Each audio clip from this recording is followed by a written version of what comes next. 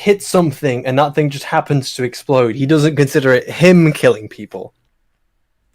It depends. It really depends on the context. There's lots of context in the videos, and especially the tone of, let's say, the 89 Batman comparison to The Dark Knight Returns. It's very different. It's more the logic of how Zack Snyder tries to get away with it. You could use the same logic to say, well, I'm not killing someone with this gun. You see, I'm pressing the trigger of the gun, and that shoots a projectile that kills someone. he actually I'm goes not into technically that. killing people. That's a very good point, because he actually goes into that with the Dark Knight Returns in that particular scene, which Zack Snyder was like, okay, I'm not going to do it directly, but I'm going to use the gas tank, and then he's going to have the lighting, a fire lit. It's going to cause the gas to ignite. It's like, oh. So he gets around it, but it's like, oh, well, technically he still killed him. It's like, all right, whatever. So anyway, good afternoon, everyone. Welcome to Smudcast 91. And we're taking a look at a 25-minute video on why you're wrong about Batman v Superman, Batman's motive explained. I haven't gone through the entire video yet, but it's pretty much showcasing why that Batman is the best rendition of a realistic Batman, not a comic book Batman, but a realistic Batman. This is very important. The R word. Yes. Is it realistic? Because whenever you have a Batman or a vigilante, someone has to die, okay? It doesn't matter if it's Batman or Superman or whatever, someone's got to die. I really hate the realistic defense, because we're not talking because the DC universe is a world full of magic and aliens and all these weird creatures and people who can do superhuman things. They're not exactly the most realistic of scenarios. The thing is, you have to sell it to someone in the context of the world that is realistic for the world, not realistic in terms of our real world. Just for it to be realistic, it doesn't mean it has to be horrible and nihilistic and all this gory stuff. It really depends on the scenes. The problem with Batman v Superman is it went on too long. It wasn't edited right. It wasn't cleaned up. It wasn't a tight script. It's an interpretation heavily inspired by The Dark Knight Returns. So it was heavily contrived with the. It was, they had an end point that they wanted, and they didn't let it develop naturally, and they just had it all contrived so they could have, oh look, it's Batman, here's Superman, they're clashing together. Go fight because we think it'd be cool. Film. Yeah. Go fight because it's going to be cool if you fight. So go ahead and fight. It's not really like a organic thing. It's more like let's kind of put them together. It's kind of the equivalent of getting two action figures and just trying to smash them together. Yeah, if there was a more clearly defined plot as to why these things are happening from the get-go, then you could have had more connection to the audience as to what the heck's going on for the first hour and a half of the film. So it's long, it's drawn out, it's a lot of exposition, a lot of just setting stuff up, which has very little payoff, or the payoff you get is just, well, you know what happens. It's fun times for everyone involved. So yeah, it's the person we're covering, in case you're curious. His name is Twin Perfect. He's got almost 100K. This is a 3-year-old video, so it's about 155,000 views. So it's fairly well done. It's got 1.1K downvotes compared to 6.8K upvotes. So it's slightly controversial because he's arguing for this film being good and Batman killing is a necessity, etc., etc. So that's the contention here. Anyway, we've got 25 minutes. I say we get started. Oh, there's John Lemley. I'm sorry about that. The Martha Cinematic Universe is the greatest source of art of all time. Yes, that Martha, that you're wonderful, killing Martha. I still don't know what to think of that. It's just this bizarre utterance of a man on his last legs asking for the other man to save his mommy. It's amazing. I remember people trying to defend this film, and it's like, oh, well, in that moment he realizes that Superman has a mother, so he can't be that bad. Oh, really? It's still silly. So doesn't fix it. Superman is the light in Batman's darkness because he has a mommy, just like he had. I'm pretty sure. All criminals also have mothers. They're also, brutally murdering people. Joker also probably had a mother. I don't know, unless he's Anakin Skywalker. Oh. Maybe he was born of the Force. Telekinesis. This is so last year. Like, what am I doing with my life? The Jedi are evil. Okay, we get it. All right, let's get going. Batman v Superman: Dawn of Justice has a reputation now for being the worst disaster of a superhero movie in the last 10 years. The film's reviews are riddled with complaints of nonsensical plot points, questionable character motivations, and tone deafness in terms of its source material. But is there more about the movie to be appreciated than people are giving it credit for? Aside from criticisms about the special effects or the soundtrack or other purely subjective stuff, I've found that almost all of the negative reviews for this movie have been based primarily... Visual effects are not subjective. You can have a technically good visual effect and a technically bad visual effect. It's not subjective. The immersion itself is subjective, but the actual technology is not. And everyone's taught to do a certain technique, and you can tell by the lighting, the shadows, the compositing, the various framing, how you put things together, all sorts of artifacts. You can see if there's a problem, if it's done properly or well. There's definitely objective values to that. And same with music as well. Yeah. The subjective part is if you enjoy the music. It's not if the music is good, because there are objective elements which make up good music, or objective elements which make up good visual effects. Here's Skids. Thank you, sir. Good idea to bring Batman v Superman writer to the Rise of Skywalker. Yeah, well. You're killing Leia! Yeah. Save Leia! Save Star Wars. Like, oops. Why'd you say that name? That would have turned Luke around. Yeah, that did his turn sister's Luke name. When R2-D2 is like pulls out the clip, he's like, "Oh, going for a low blow, huh?" It's like, yeah, that's what all it takes. Just keep playing that video in his sleep. Get Luke off that damn island. On misunderstandings and misinterpretations of the film's characters and plot. For the purposes of this video, I've compiled a list of the most common criticisms in order to offer some hard counter-arguments in the movie's defense. And they're All right, hard. let's go. These are not soft counters. We're talking Reaper Winston here. And I'm not defending the movie just to be contrarian. I'm doing this because I genuinely enjoy Batman v Superman. If you dislike the film for any of the reasons I'm going to be covering, I implore you to reconsider. Wonderful. That means I get to debunk someone's happiness, and that makes me happy. I would have preferred if he said, "I actually don't have an opinion on the matter. I'm doing this purely objectively as a research assignment or something outside of the fandom." But he's actually saying, "No, I really like it." It's like, "Oh, so you're biased." Yeah. Great. He explicitly says the reason why he's defending it is because he likes it. Yeah. I like it, therefore it must be good, right? Okay.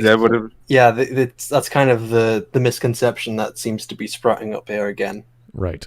The same old misconception. But we're just going to adhere to his arguments, not, likes or dislikes. Doesn't make a difference to me. I want to hear what he has to say. So here's Joe Crazy. Oh, hey, Dunn. How's it going, buddy?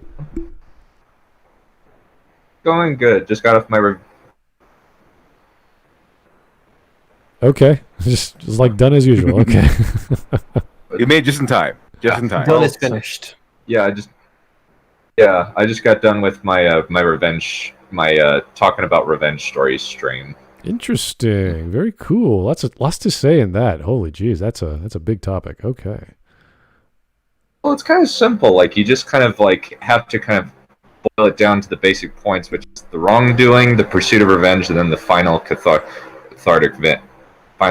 win, and kind of explain where you can go wrong with that simple premise, but what you can kind of work with. Yes. Very, very prevalent in lots of murder mysteries, even old school, like Father Brown, UK style. There's all sorts of stories of people not going the full distance or sort of using a different technique to feel different about how to kill the person they're revenging against, that sort of thing. So that's a great topic. I just love it because it heavily involves the murder mystery genre, and it's either love or money, and romance is usually akin to revenge. So let's keep going. We got Joe Crazy here. From my point of view, the Kryptonians are evil. Good way of putting it. Yeah, they created Zod. They created a whole bunch of crazy places like the Phantom Zone and other things. So they're pretty powerful, dangerous folk who brought their problems with them, like all immigrants do. Taking all our jobs. I took my job. That sort of thing. Yeah, South Park. Good jobs. And here's John Lemley playing his hand rather soon, sir. Okay, you could have played that. Awesome. Could have break that down to 3 hours, but okay. First 10 minutes. Jurassic Park is a film about strong, independent females being held back by the patriarchy in an effort to retrain the antiquated standard of males. What? Isn't that someone you covered before? Like it's rampant feminism or something? Sounds very familiar, yeah. It's a familiar take, but it's the opposite. So it's like before it was trying to say that the dinosaurs were being demonized, where this is kind of taking the piss of the take by saying that it's not demonized. Yeah. By the way, that was totally Hillary Clinton in 2016. He took my job. That was sort of thing. Oh yeah. I think she's still complaining about it to this day. I think she still thinks it's 2016. I don't know. All these people have dementia for some reason. No comment on the current actual people running for office, but yes, it seems to be that way. Jake the surgeon, save Glib. You have to save Glib. No. Why'd you say that name? It's his brother's name. Like, save Glib. We're just gonna kill him. Yeah. Yeah, where's Glib? We haven't seen him in a while. He's around here somewhere, but well, maybe we'll see him He sneaks around every now and again, that sneaky cowboy. Maybe he's working, doing that crazy thing people are doing during the coronavirus. Working. What's that? We didn't have that space cowboy in a while. We need to bring that back. No, space cowboy. That's true. Or was the black? What was that crazy nickname we got from watching Sharknado? The Black Wonder from the future or something. I can't remember the crazy comment. That was the best line in the movie. Oh boy. Jake Surgeon, why did you say that name? Yeah, I know. It happens. Glib just, rolls off the tongue. There's John Lemley again, sir. You're doing it too. You're betting too high. You gotta like ante up with $1 or 10, not 20 all at once. Gerbs, yeah. Yeah, something like that. Yeah, South Park. Save the dream. Skids in the comments. Save the dream. Save the dream. You save that dream. You're killing the dream. Save the dream. Okay, John. There we go, John Lemley. He listened. He sent $1. We're not literally playing poker here, okay? We're just saying. I mean, we could play poker. That'd be kind of fun, but we should probably do that. How virtual would I play poker with no money? Well, no, we'd play like virtual poker on a website. We'd stream it. That'd be fun. Well, we could play with money too. We'll take all the proceeds from one of our super chats, and we'll divide it amongst ourselves as a pot, and we'll play poker. That could work. I'm all for it. Is it too late to say I've never played poker? Well, no, that's fine. We love people like that. That'd be great. Yeah, it's easier to beat them. Money. I could take all your money. Money. Here's John Lemley. John, you're just scaring me now. Just stop it. Okay. Anteed up. Yeah, He's anteed up. Just slow down, get a drink, go buy a bottle of scotch. That'll slow you down, okay? It'll slow down your money at least. Jake the Surgeon, thank you, sir. Tell me, do you EFAP? Oh, God, that's so silly. Tell me, do you EFAP? You will. Oh, boy. Okay. I think we're done with the jokes. Let's keep on going, okay? There are good things about the film that are being dismissed or completely overlooked This is because true. I don't think people were engaging with the movie as was intended. All right. I mean, oh, jeez. There are good things in the film. This is true. The problem is... Sorry? I was going to say the Batman armor, for example.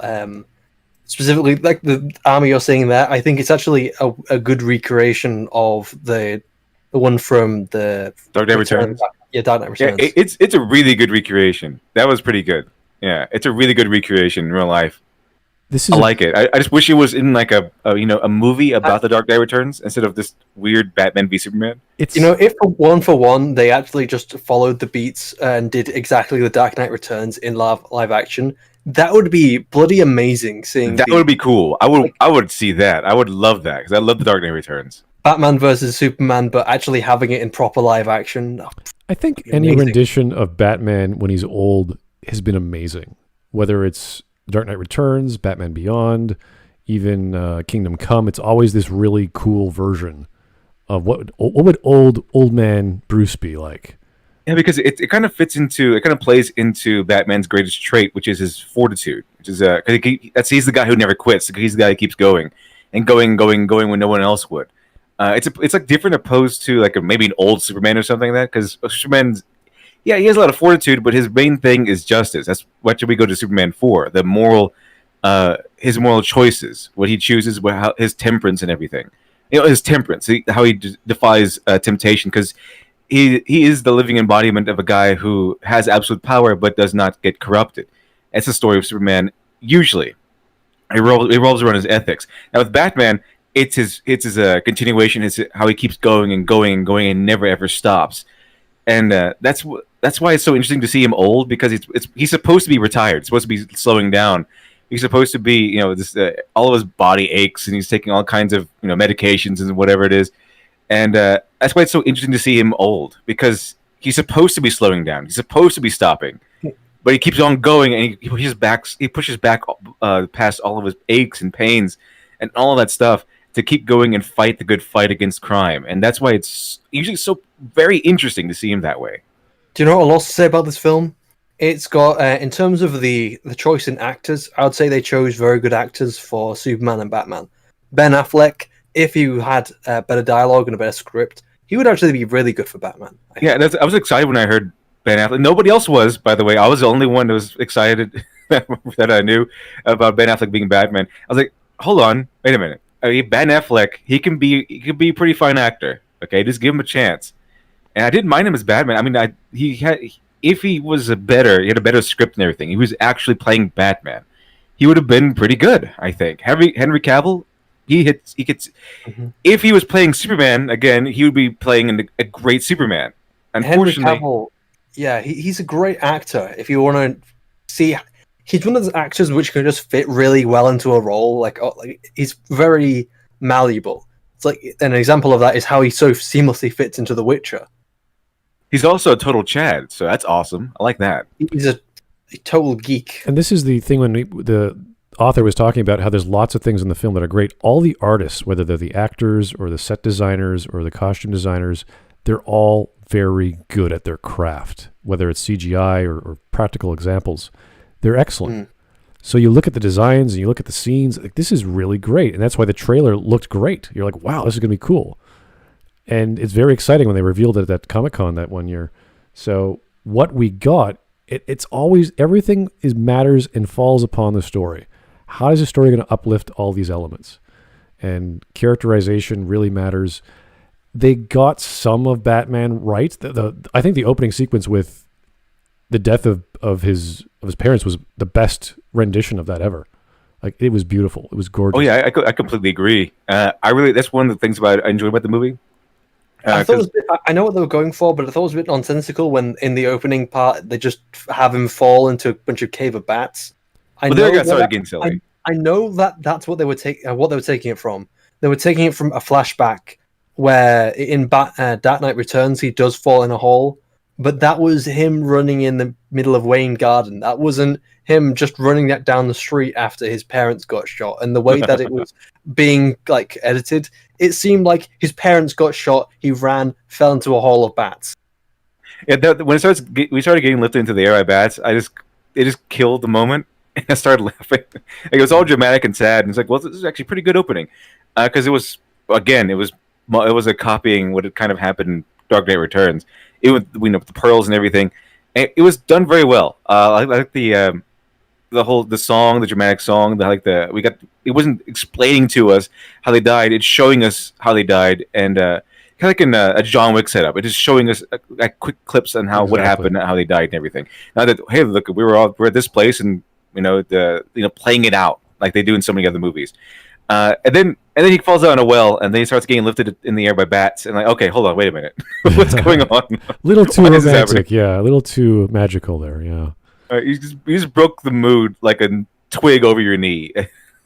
Take this part out. All these elements that we're talking about here, they're good elements. The problem is that if you have some really good elements and CGI and costume, and then you have a bad story, that's a waste of all these elements. So, for example, there's a lot of hard work that goes into Transformers films. But the thing is, the story is absolutely crap. So they're completely... How could you enjoy all these things if you're watching a story which is absolutely goddamn terrible? If you watch, you say, wait a minute, why is Optimus Prime now in the Middle Ages? Why is he now pulling out King Arthur's sword, which is apparently big enough for a Transformer? Why are all these things happening? Oh boy, let's not get started on the Transformers films at all. Okay, that's a totally different topic and something I don't ever want to be part of. So, all right, we got some super chats that came in, and we're only a minute in, so we got a long ways to go. Jake the Surgeon, I like it how Clark doesn't bother to use his superpowers to save his mom. Yeah, that really bothered me too. He just sort of goes along with Lex because Lex asked him to.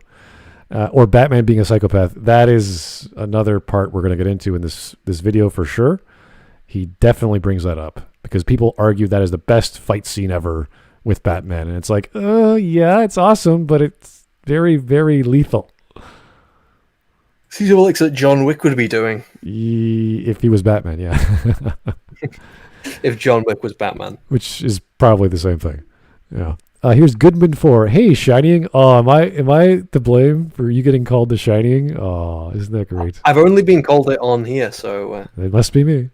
Have seen or heard a video called Why Star Wars The Clone Wars Doesn't Fit in Legends by Mandalore. Ooh. I haven't seen that video, but I do know that Clone Wars doesn't fit into Legends. And I'll tell you why. Because Clone Wars was never designed to fit into Legends. It was always supposed to be its own continuity.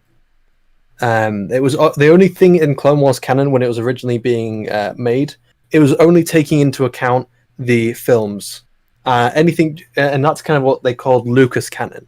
And back when they had Legends, there was a lot of things which never meshed quite well, and it was kind of a mess. You had some absolutely great stories, but that's what kind of led to the idea of canon and having a Star Wars story group, which was working okay, but it also had a lot of problems. But I do know that Clone Wars doesn't fit into Legends.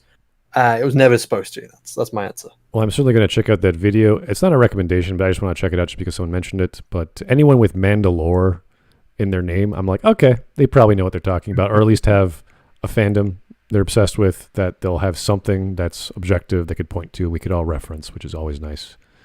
But I could be hyping it up too much. I don't know. We'll find out. Anyway, here's John Lemley again. There are no girls with good personalities. Come on, John. Come on, that's not fair.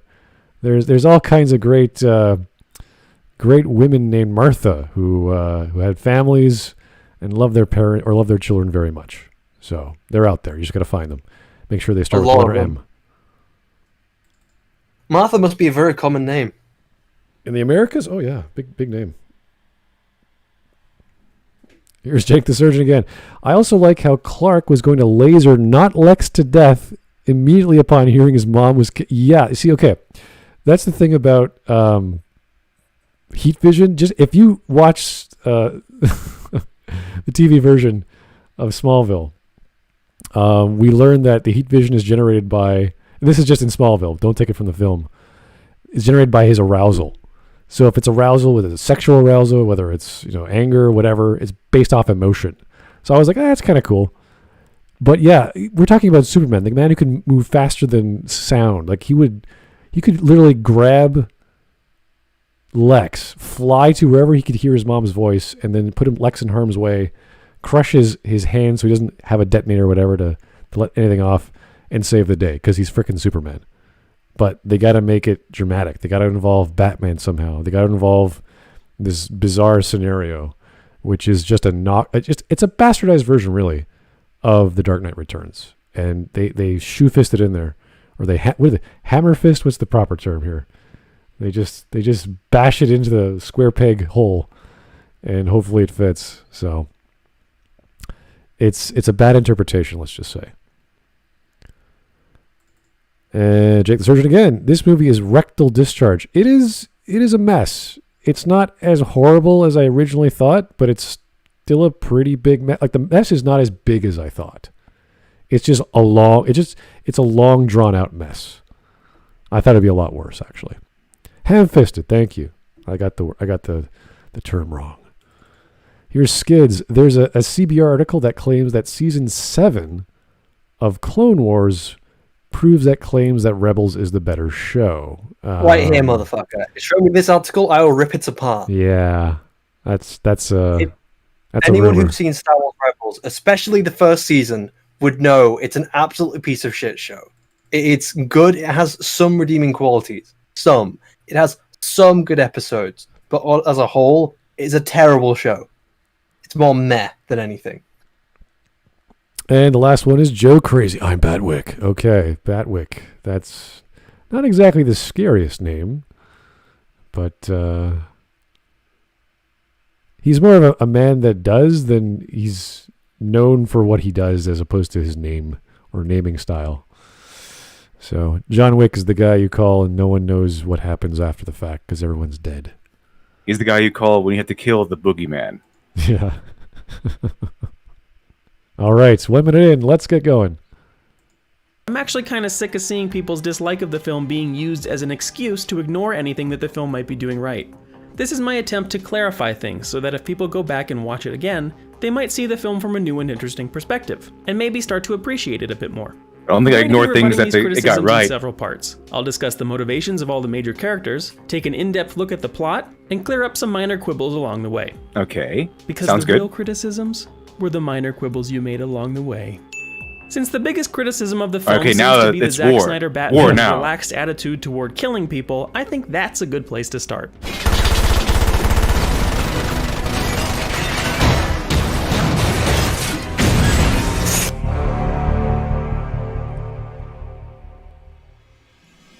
This interpretation of Batman is all wrong. Batman doesn't kill people. Hello, GLaDOS. Period. This is where I could Okay, go am I back really through going to take Batman GLaDOS's comic book and opinion agree with a on detailed Batman? list of every The single person psychopathic Batman has murderer killed, who directly killed or like an entire indirectly, facility? but other people have already done that for me. I recommend a Google search for hundreds of articles and forum threads on the subject. Or this video here that shows just Batman's film and TV kill count, which is about 45 people. Yeah, that's a whataboutism. Batman It's shoves still a Harvey problem. Dent off a ledge. Or that one time he let Ra's al Ghul fall to his death. I won't kill you, but I don't have to save you. Yeah, he didn't kill him. Yeah, exactly. So that's not the best example. I mean, there's also the death of Talia al Ghul, where he's shooting missiles at a truck that's like armored, and she just sort of indiscriminately collapses, and we assume she's dead from trauma. But it's like, oh, okay, like we're not sure. At least there, it's not indiscriminate killing that it is here. Batman's just like gun, but dead, bam, bam, bam, bam, bam, bam, bam, down, explosion. Yeah, the Nolan films, it's kind of like whatever happens, if he does go that far, it's considered like, because when they blame the death of all the people that die in, I think, Batman Dark Knight, The Dark Knight, and then they blame the death of Harvey Dent on Batman.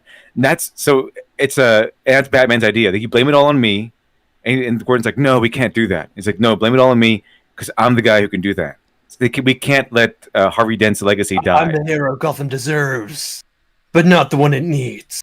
It's actually pretty awesome when you think about it. Something like that. It was something like that. So it was a big deal that he wasn't going to kill. That it was a big message of the movie. In fact, that people will just kill and become as bad as the Joker if they go off that one bad day. And that was kind of the message there. That Batman he suffered that one bad day, and all these other people, they are fighting for their lives. But the thing is, Batman didn't kill him. Batman did not kill the Joker. Batman and the people didn't kill each other, even though the regular people were all they had to do was kill a bunch of prisoners and criminals to escape and they didn't. And that was the whole idea, and it was a big deal. And then the whole thing where I won't kill you, I don't have to save you. Yeah, what if Ra's al Ghul saved himself? He could have. He's a very skilled person. I mean, he could have saved himself. So it's not the fact that Batman killed Ra's al Ghul. It's not on his conscience. He just didn't save him. Plus, in the comics, Ra's al Ghul pretty much never dies. He always comes back to life. So yeah, he's an immortal. He's one of those immortal guys who keeps getting back to life. So it's like, okay, whatever. You just can't kill him. Also, in the Tim Burton movies, yeah, that was Batman, but it wasn't Batman. Like, Batman does not kill. Yeah. So, and also you have to keep in mind that the Tim Burton movies are very, very cartoony. They got pretty cartoony after a while. So, would the separate grenade to the guy's chest, and he pushes him down a vent, and he explodes. Did that kill him? If it were real, if they really put an emphasis on realism, yes. However, we're talking about a movie where, you know, they have a guy who's like deformed and turned to a penguin and stuff, and that it gets pretty hammy. It's how the film is treating it. So before I gave the example of when the way Shazam, for example, treats like Thor flying through a building. When Shazam flies through a building, it's more like comical effect as he's being punched through it. It's like you just see these random people say, "What the fuck? What just flew through our office?" and no one's hurt. But when Superman's thrown through a building, it's like, "Oh my god, everyone's dying! It's collapsing! Thousands of people dead!" It's like, okay, well, that's what the fuck. And so even like, it's kind of a whataboutism. It's saying, well, you Batman's killing here, and you have a problem with that. But then what about over here? And it's like, well, no, that's still a problem. But the thing is, the film doesn't have that much focus on it. This film has a lot of focus on Batman killing a lot of people. Yeah, it's always in the forefront. It's always at the very front of the camera. In the past, if Batman had to kill, Batman ended up the battle ended with the bad guy dying. It was basically to extreme circumstances, or some circumstances outside of the Batman's capabilities. And it was very rare. So it was only under extreme circumstances that someone would die, or that Batman might perform some action that ended in someone's death.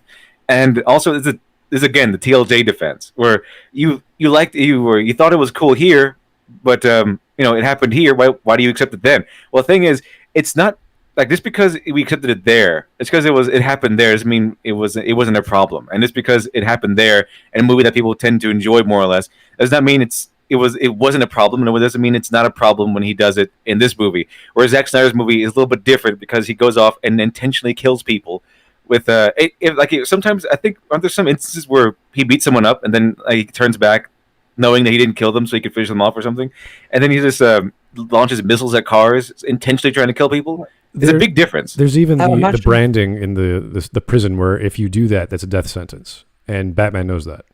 So it's like, I'm going to brand you in prison, and then you're going to get killed by your inmates. So there's lots of that. There's lots of elements of Batman knowing what he's doing, which will cause death. Mm-hmm. Whereas the example of saving a boy by pushing Harvey Dent off a ledge is like he's weighing one or two. Like, what's the lesser of two evils there? You know, I have to stop a man who's going to fall possibly to his death to save a kid, or let the kid die. So if Batman's just killing everyone, just murdering lots of people with guns, the whole city would hate him. He'd be a menace. He would be someone that the police need to stop actively. The police wouldn't work with someone who's going around murdering everyone. And conveniently enough, we covered a video of a guy on the other side of this who defended Batman as a character and said that he should not kill. It was called "Batman Does Not Kill." We covered it this morning on Morning Nonsense, and the whole thing that he went over was narratively based. So he said that if Batman were a character who did not kill, the story would have been so much better. There'd been so much more tension and moments for character development had Ben Affleck's Batman not been a rampant murderer. Is that High Top Films video? Possibly. Yeah, I think I've seen it before. I think it's possible. I really liked it. I really found it enjoyable because it made a lot of great points. He even pointed out the Tim Burton stuff, or where he basically says that Tim Burton Batman that's not Batman. That's not Bruce Wayne. Because Batman does not kill. And basically his argument was, and I tend to agree, that if Batman kills, then he's not Batman. It's kind of like the whole idea of Superman in whatever happened to Man of Tomorrow, where he kills Mixoplek at the end, and he says, "You know what? I killed him. I knew he would die if I did that, and because I did that, I no longer get to be Superman." And so he relinquishes his powers. Here is That's So Skaven. Guys, you don't know my revenge bad. Well, okay, done. You spent a few hours talking about revenge. Why is revenge bad? I guess we lost Dunn again. Okay. That was just an opportunity for Dunn to talk about a topic he's very well versed in. But if he doesn't want to share, that's okay. I didn't see the stream, but I hoped he went over Afro Samurai. Oh, really? It's a story all about revenge. There's so many. There's so many good ones. Oh, my goodness. I am looking over this CBR article, and it's got some very weird reasoning. So it's like one of the first evidence they bring in is that the Clone Wars is returning for one last season, and that means that it's leaning in Rebels' favor because Rebels had 4 seasons, but Clone Wars had 7. What the hell kind of reasoning is that? So to answer your question, Smud, I think that revenge can be bad when it's just like written poorly. Also, it can be bad when like the person, like I think a good example is actually of revenge being bad is most of A Song of Ice and Fire, where revenge is usually taken for petty reasons, or the person just goes too far with the revenge, like Walder Frey with the Red Wedding, or when Oberyn Martell like got way too cocky and got his face smashed in by the mountain. I think that's when revenge is bad, but that's just me. There's lots of plots in those books that just sort of, I'm going to now devote my life to doing X because this happened. It's like, oh, all right, okay, because with what was the younger name of Stark's, who devotes her life to killing everyone on her list? Arya? Arya Stark, yeah. Like she that's her life. Like that's it. At that point on, it's everything's revenge. So. And then it got derailed at the very end. She wants to kill Lannisters? Well, that never happens. Yeah. Nope. I think Tarantino she runs away through the streets. I think Tarantino kind of painted this. The idea of revenge is very alluring because it's a very, very primal instinct. It's very, very primal. So when something bad happens to us, we want to get back at the people who are responsible. That's the difference between someone like the Punisher and someone like Batman. The Punisher, I guess it's not technically revenge. It would depend on what your idea of revenge is. It's more like he wants to just punish the people responsible for doing bad with through violence that they use. But it basically kind of surface level revenge. It's just he's going to go at the people that the element that killed his family. Batman, however, he takes that and he doesn't go off for revenge. He goes off and tries to claim justice, which is he keeps the ideals of a hero. He holds back. He keeps fairness in mind, and he tries to be the good guy, a paragon of virtue, by trying to fight the most horrendous and evil villains out there. I'm trying to remember that quote from Gene Simmons where he's talking on some news show about how justice is if someone comes into your home and threatens your family, you kill them. That's justice. It's like, whoa, Gene. Like he's just totally pro-gun. He's like, just get rid of them. Just gonna kill him. Yeah. So yeah, no, it's one of those eye for an eye sort of things. It's very straightforward, and if you do it right, like the way the Klingons do it, or I'm trying to think of other fictional groups that do that. John Wick. John Wick. John Wick is the most simplest plot you could think of. It is so straightforward. You killed my dog. I will shoot you in the face. I will shoot everyone around you in the face. I will murder the world. I'm going to kill the entire Russian mafia by myself. Yeah. And he does. And it's awesome. You don't screw around with someone's dog. Okay, guys. Well, I mean, that's why when he says your son stole John Wick's car, all he says is, "Oh." Your son. Oh, shit. I heard you hit. I heard you struck my son. Yes. Why? He killed John Wick's dog and stole his car. Oh. And all he has to respond with you is, made the right choice. Oh. Okay. Well, that's fine then. I lost a son today. All right, here's John Lemley again. I think he's saying good evening. I've been pushing it off, but I need to return some videotapes. Oh, dear. I'll catch a replay of this stream Very nice. sometime in the near future. All right, John, we'll see you later. Enjoy your return of the videotapes, if they're rewound, of course. Kind of the scene that we're looking at. I know that Professor Geek really hates this moment because he's saying that, like, Batman should save him, like, and be an adult and save him. It feels very petty for him to do this. Yeah, I agree. But- I don't think he doesn't doesn't technically kill Ra's al Ghul. Batman should have saved him still, and then Ra's al Ghul would be have to face the legal system and stuff. That'd be pretty humiliating for him. But I think that Batman should have saved him. I think a good example of a similar situation is in Arkham City. The Batman has the cure to whatever the virus that the Joker's facing. Is it more cowbell? Yeah, but the Joker's dying. I think isn't it Titan? Yeah. Okay. Yeah. So the Titan's killing him essentially, and he has the cure in his hand, but the Joker's there. He just killed Talia, who he loved and cared about, and he's there deciding if he should do it. And then while he's deciding, the Joker jumps him, and then it smashes on the ground, and then that means the Joker's going to die now because there's no way to cure him. And then I think one of the last words that Batman says to Joker, and he says, after everything you've done, I would have saved you. And I think the Joker says, that's funny, and then he dies. So ultimately, while Batman doesn't have to, he doesn't have to save people like the Joker. It's not him doing the killing. The Joker essentially let himself die. But when he injected himself with a Titan, but it's Batman's mentality to actively save people, even if they've done wrong, because he would have saved the Joker. Here is Jake the Surgeon. Batman himself has admitted that if he kills, he will go down a dark path, becoming the thing he fights against. That's one of the general philosophies. Yeah, it's like he's never going to do it because if he does, he'll become no better than the criminals he fights. So it's a tough sell because in the Nolan films, you do have to be realistic, and there are some deaths caused by Batman. So does that weigh on his conscience? We don't really see it too much. I know we see in the third film where he's sort of decrepit and retired.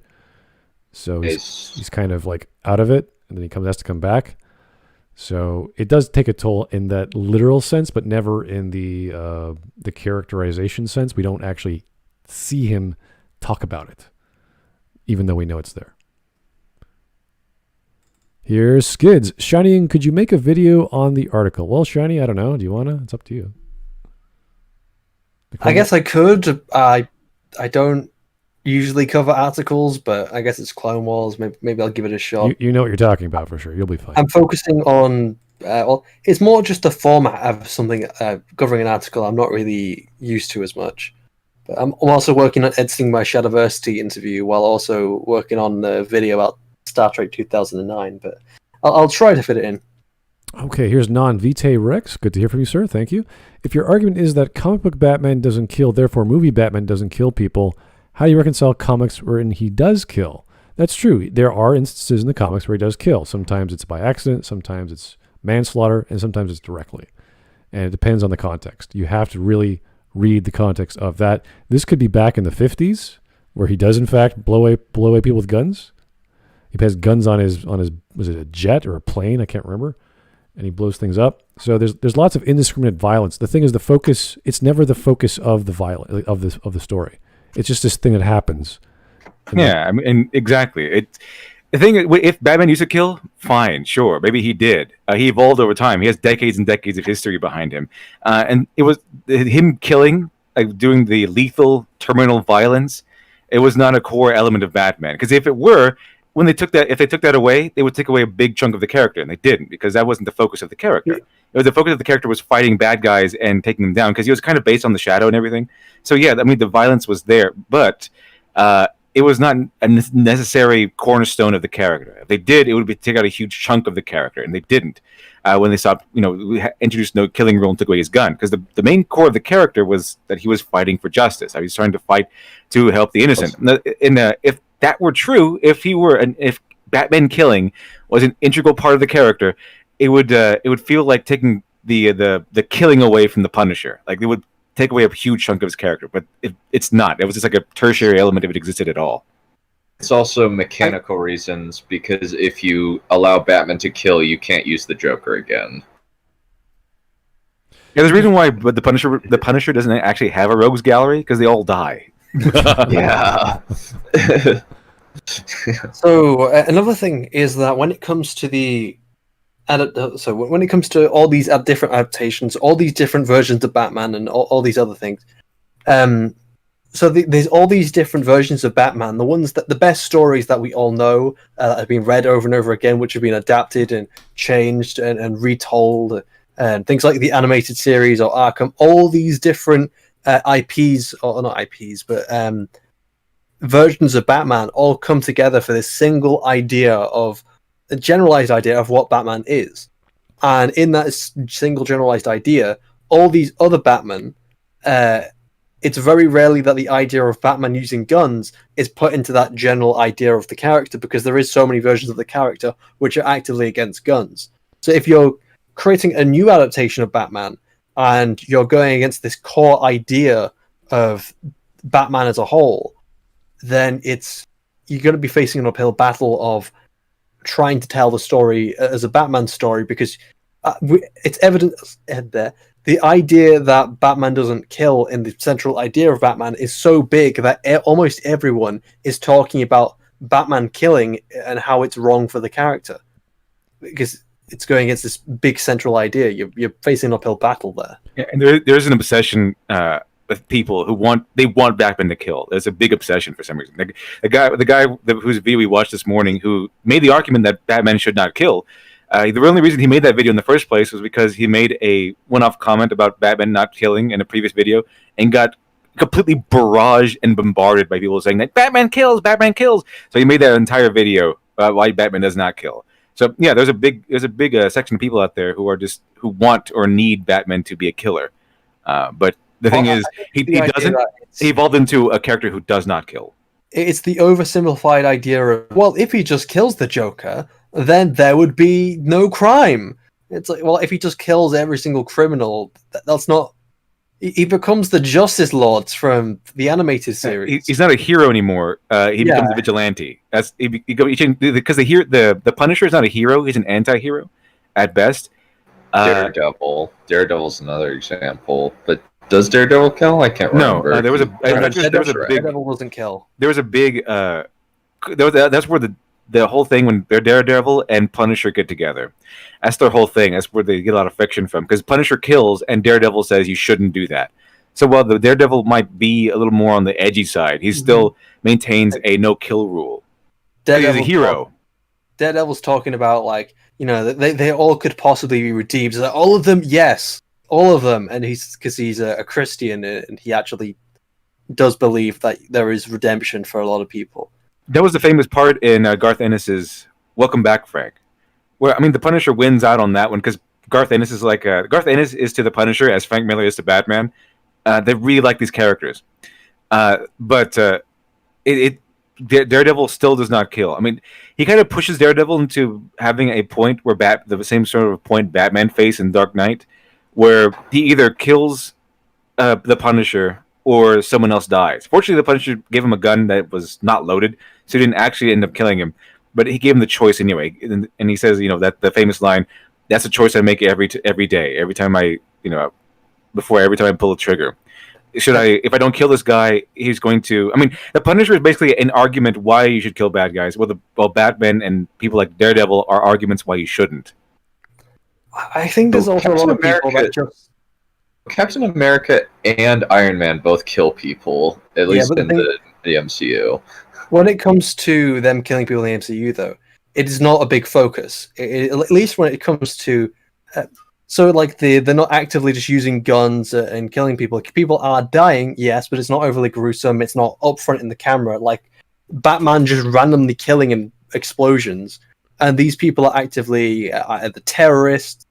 Like, Hydra, for example, or the Ten Rings, they're terrorists. They're not criminals. There's a difference between a terrorist and a criminal. fighting people on the streets, or fighting an army of aliens coming down from in a big portal in the sky. Yeah, it's a military engagement versus a civil law enforcement kind of thing. Is that what you're going for? I suppose, yeah. It's because Iron Man isn't going around actively just killing criminals everywhere, and even then, the MCU is also a lot more lighthearted.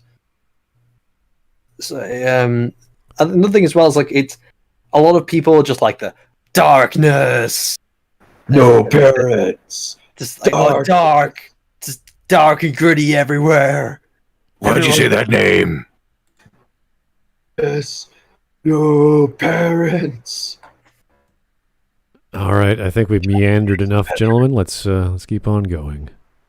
2 minutes and 34 seconds. But nobody ever gets mad at Christopher Nolan for these things and then goes off to write 40 billion negative reviews of the Dark Knight trilogy over them. Because Batman wasn't a murderer in there. He didn't go up and get killing a uptight lot of about people. Batman killing. Yeah, and also you okay, so that there are problems in certain stories, but the problems in a story, how big the problem is, that it will affect this story. I think that this is still a problem. It is not a massive impact on the story as a whole because it is relatively minor. It's only 1 or 2 deaths compared to Batman brutally killing everyone.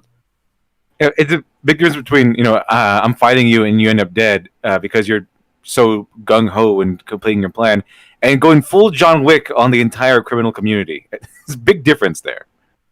Yeah. Well, no, my point is it's how it affects the story. Because if you're having an absolutely god-awful story and they have these bigger problems within the scale of the problem is much bigger, then it's something which people point out a lot more of. But if you are telling an actively good story, then you can get away with more faults because they are relatively small compared to the story as a whole. people, I'd appreciate a little more intellectual consistency. You let 5 people die. But anyway, none of this is an answer to the question, which is why does this movie think it's okay for Batman to shoot guns and kill people? The short answer is, the movie doesn't think it's okay. If you think that this movie is trying to say that it doesn't matter if Batman kills people, then you have misunderstood. Where is the it long saying answer this? is that Zack Snyder is putting the characters and their ideals to the test, like Superman killing Zod in Man of Steel. For more on that, you can watch the video I did about Man of Steel. I don't think that. I don't think he's saying it's okay. I mean, it's not okay. If you listen to Zack Snyder's words, he's like, "Of course Superman would kill. Of course Batman would kill." That's Zack Snyder's kind of idea, and the ideal he's pushing there is that, of course, these heroes would kill in these situations. In Zack Snyder's view, superheroes commit atrocities. They do bad things. That's what Zack Snyder says, and he even defends this by saying, the same defense that this guy is giving. In interviews, and we saw this in the video we covered this morning, where Zack Snyder says, "Well, he kills here and he kills there and he kills everywhere, so it's Batman kills people. Here a death, there a death, everywhere a death. All Batman, Heart of Gotham, killed everyone in the city." Snyder is trying to explore what these heroes would be like in real life, and he's not much of a fan. That's of a problem. Rules. Arbitrary rules for superheroes are rarely because it's not supposed to be real life. This is not your bloody what is Watchmen? This isn't Watchmen. This is Batman and Superman. It's not supposed to be realistic. The MCU is not realistic, but yet it does well, and it sells you in the context of the world that it is real.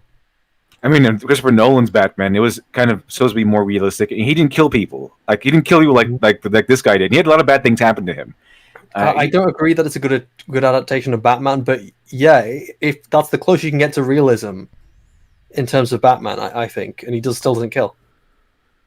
All right, here's John Lemley. I guess he's back from his tryst wherever he did, sir. But okay, stay calm. Condiment King is always watching. Oh dear, Condiment King. One of those rogues gallery people. Just like, okay, he's squirting a large amount of mustard at people. It's like, oh. He was there for a joke, I think. He wasn't there to be a serious villain. I think he was introduced.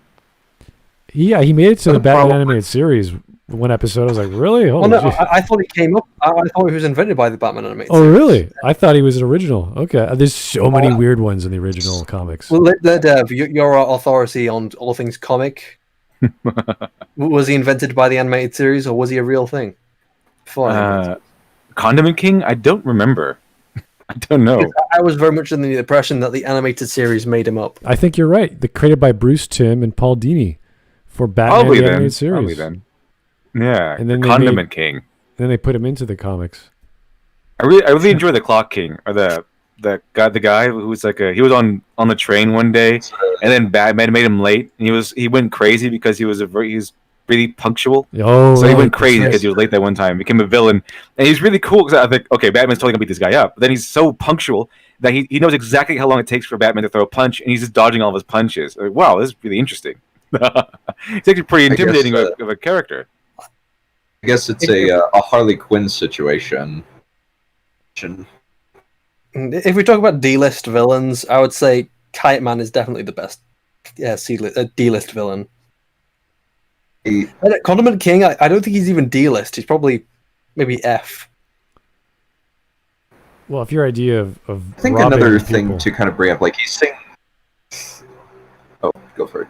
Yeah, if your idea. I think another issue. Go ahead, Dunn. Go ahead.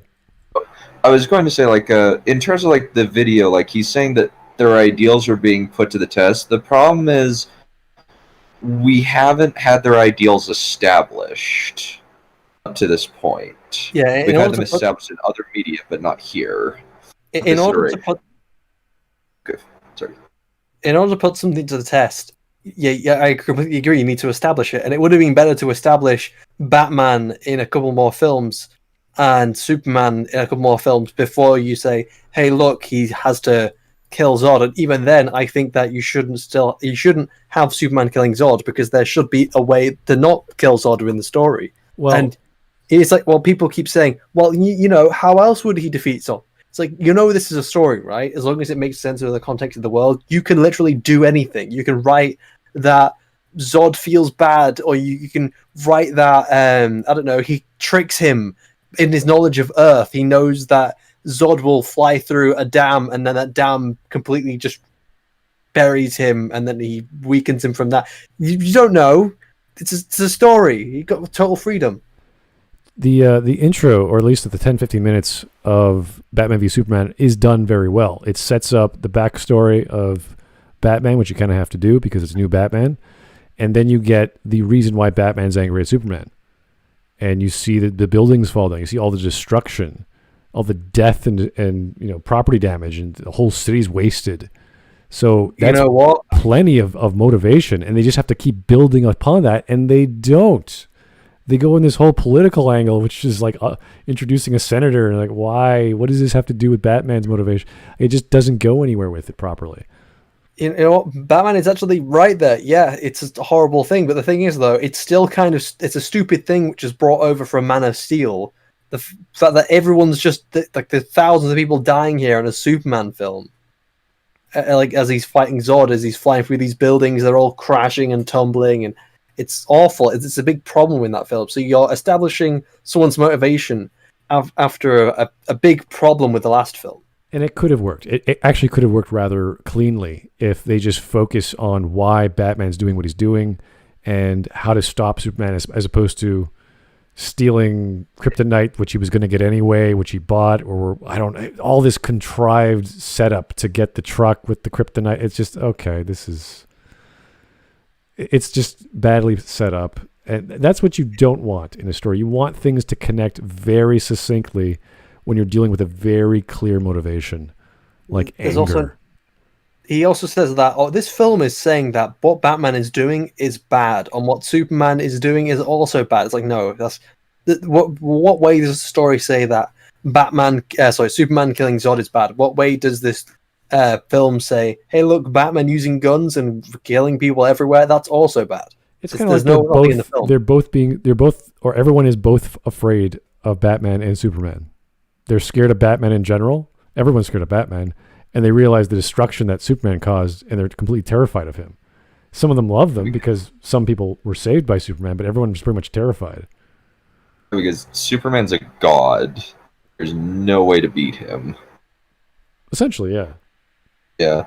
At least like at the moment, there's nothing on Earth that can defeat Superman. Just kind of is a god that is untouchable. Yeah, sorry, I destroyed your city. let me come to a tribunal where we talk about it. It's like, okay. Yeah.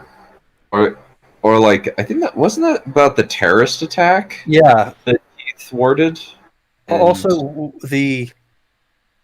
what's even more stupid is like the way they kill what's his name, Jimmy Olsen, I believe. Yeah, the way they killed Jimmy Olsen in the beginning of Batman vs Superman. Holy shit, that is. Why the hell did they go that direction? Yeah, save Lois Lane, but get Jimmy Olsen killed. It's like, good job, Superman. Like, do you care about the people you like or you're friends with? It's like, nope. Just killing Jimmy Olsen. You don't even know it's Jimmy Olsen at the time. At least I don't think. I think he just like you only would notice it in the credits, but also he's in the extended edition. Oh, that's right. Yeah. So it's not. You don't know who it is. They just kill him. It's holy hell. They just killed Jimmy Olsen. What the fuck? I don't like him, but it's kind of like when Icheb's murdered and brutally torn apart in Picard. It's like, holy fuck. I don't care about this character, but I'm feeling sorry for them now. What the hell they do to them? All right. Here's Jake the Surgeon. Soup's killing Zod was idiotic since there were several ways he could have stopped him. There were dozens. It was, ridiculous. Cover his eyes, choke him out, lean back. Yeah, try a different angle. No, I can only stop him from this angle. It's like, okay.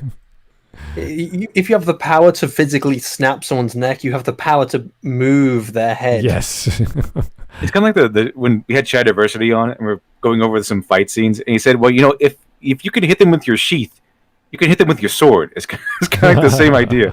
Like, if you can move their head, you can, fly away. You can move them else in other ways.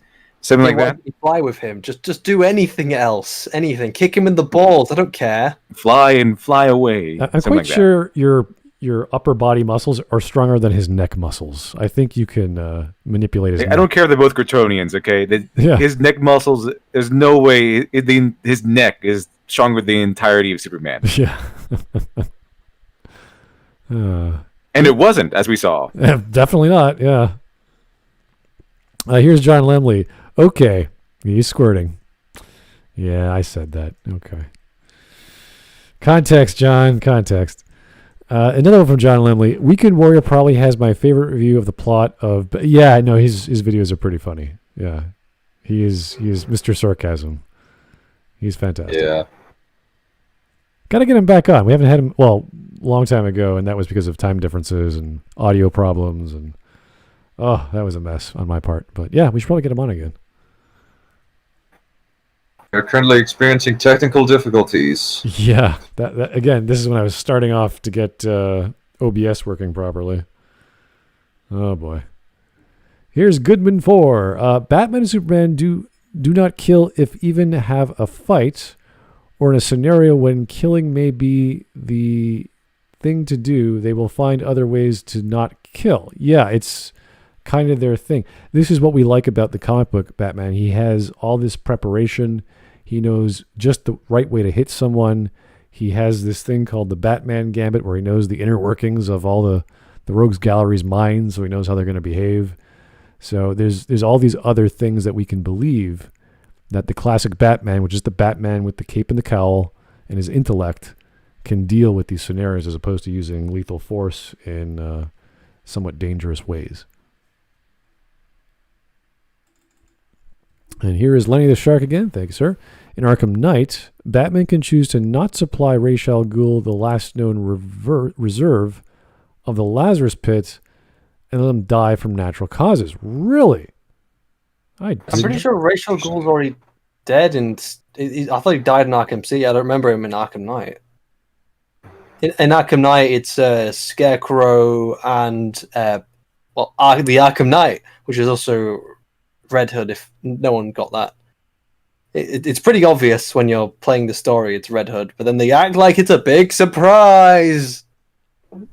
Yes, plot reveals are always important. Okay, we're only 3 minutes and 33 seconds in, guys. Come on. This is taking too long. We're going to have part 2 at the rate we're going.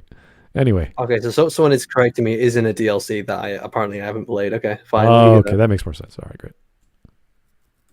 Context. When the planet was founded, it stood for something, Perry. And so could you if it was 1938, but it's not 1938.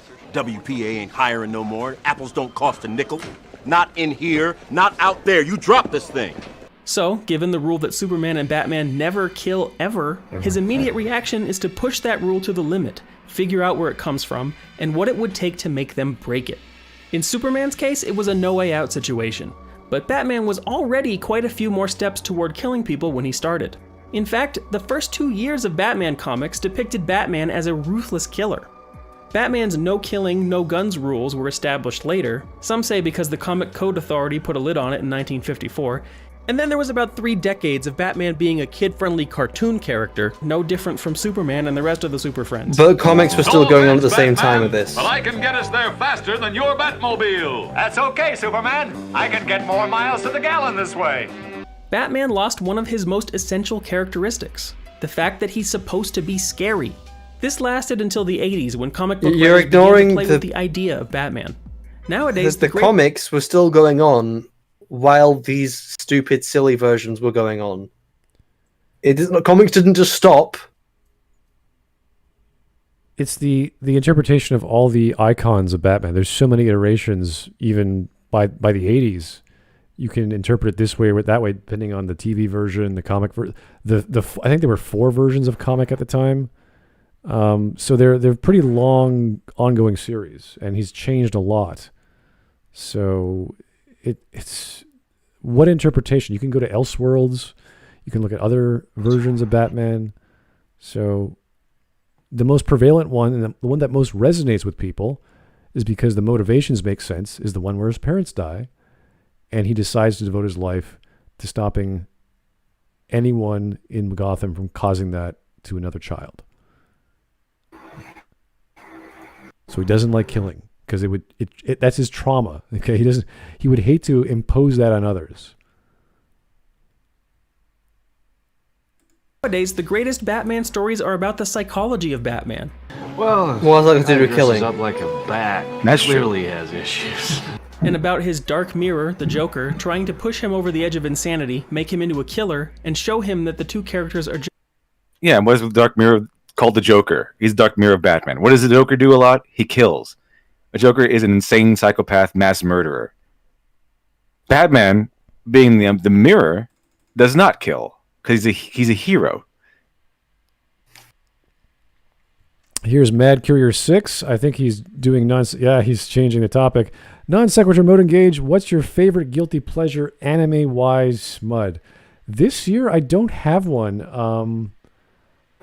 I think I saw a few episodes of the manga of Monster Musume, but it was in like this alternate fantasy world where it's this doctor dude, and he grew up with this snake doctor as well, and they treat people in this human monster town. It's kind of cute, but it's one of those animes where it's like, I can't believe it's not hentai. It's like there's so many elements because he's a doctor, he's touching people and figuring out what's wrong with them. So there's all these moments of sexuality.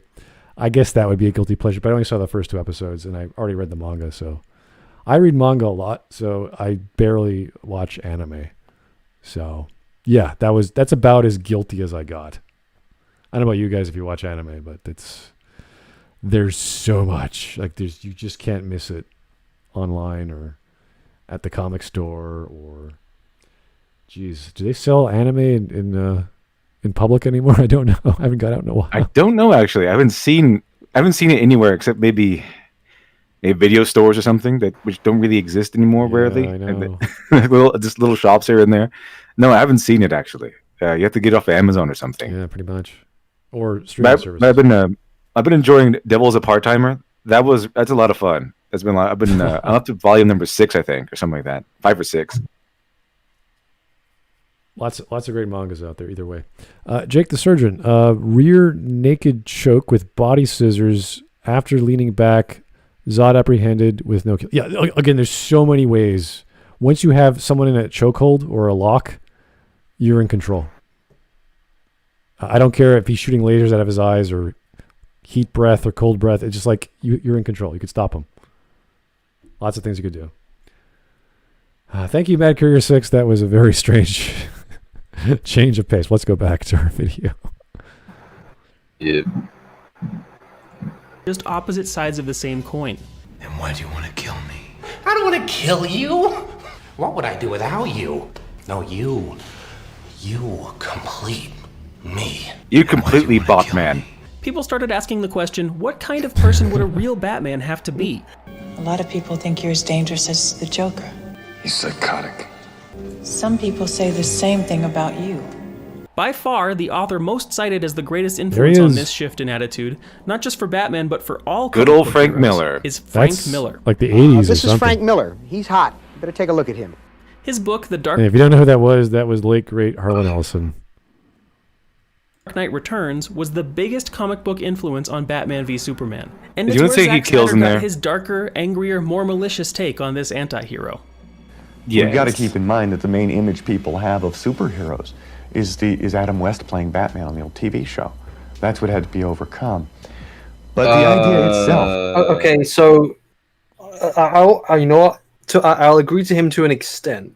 So when you have the audience's general idea, it tends to be less the comics and more of what's easily available to them. In this case, a lot of today, right now, a lot of people's ideas of Batman and Superman are from Batman versus Superman and Justice League and Man of Steel, and maybe even Dark Knight, because those are openly it's what acceptable for the general audiences. Because general audiences haven't seen Batman the Animated Series, they haven't seen the Arkham games, they haven't seen the comics and this, that, and the other, and all these different animated films telling great stories, for the most part anyway. So the general idea of the audience's general idea of what Batman is, I'll agree at that point, is going to be formed by what's easily available, such as the Adam West. So yeah, he's just trying to say that's what people know. That's what I knew when I was a kid until 1989 roll around, and then it's like, oh, that's a cool version of Batman. So here's Jake the Surgeon again. We can't defend Batman v Superman on its own merits. Quickly, Robin, to the fallacy mobile. Well, okay, he's trying to set up how Frank Miller wrote his story, and that's okay. Yeah, Frank Miller was really good by writing dark and gritty heroes, but his Batman did not kill. Also, this is the first time I've seen Frank Miller young. I usually see him as the old guy, so I never knew how nerdy of a guy he looked when he was young. That's long. I've never seen him with long hair before. Yeah. Yeah, it's kind of strange, but yeah, that's Frank Miller. Frank Miller's amazing. I like Frank But Miller. that nose is unmistakable. So yeah, it's kind of that's Frank Miller the nose for sure. Yeah. Nerd. And he gets interviewed by Harlan Ellison, so it's like, of course he's going to be. But he's still awesome. Like Frank Miller is some of my favorite writers. Yeah. No, but before he went crazy anyway. Is valuable. If you get it back to what the substance of the idea is, if you go back to when Batman was a vigilante who carried a gun on his hip back in the 30s again.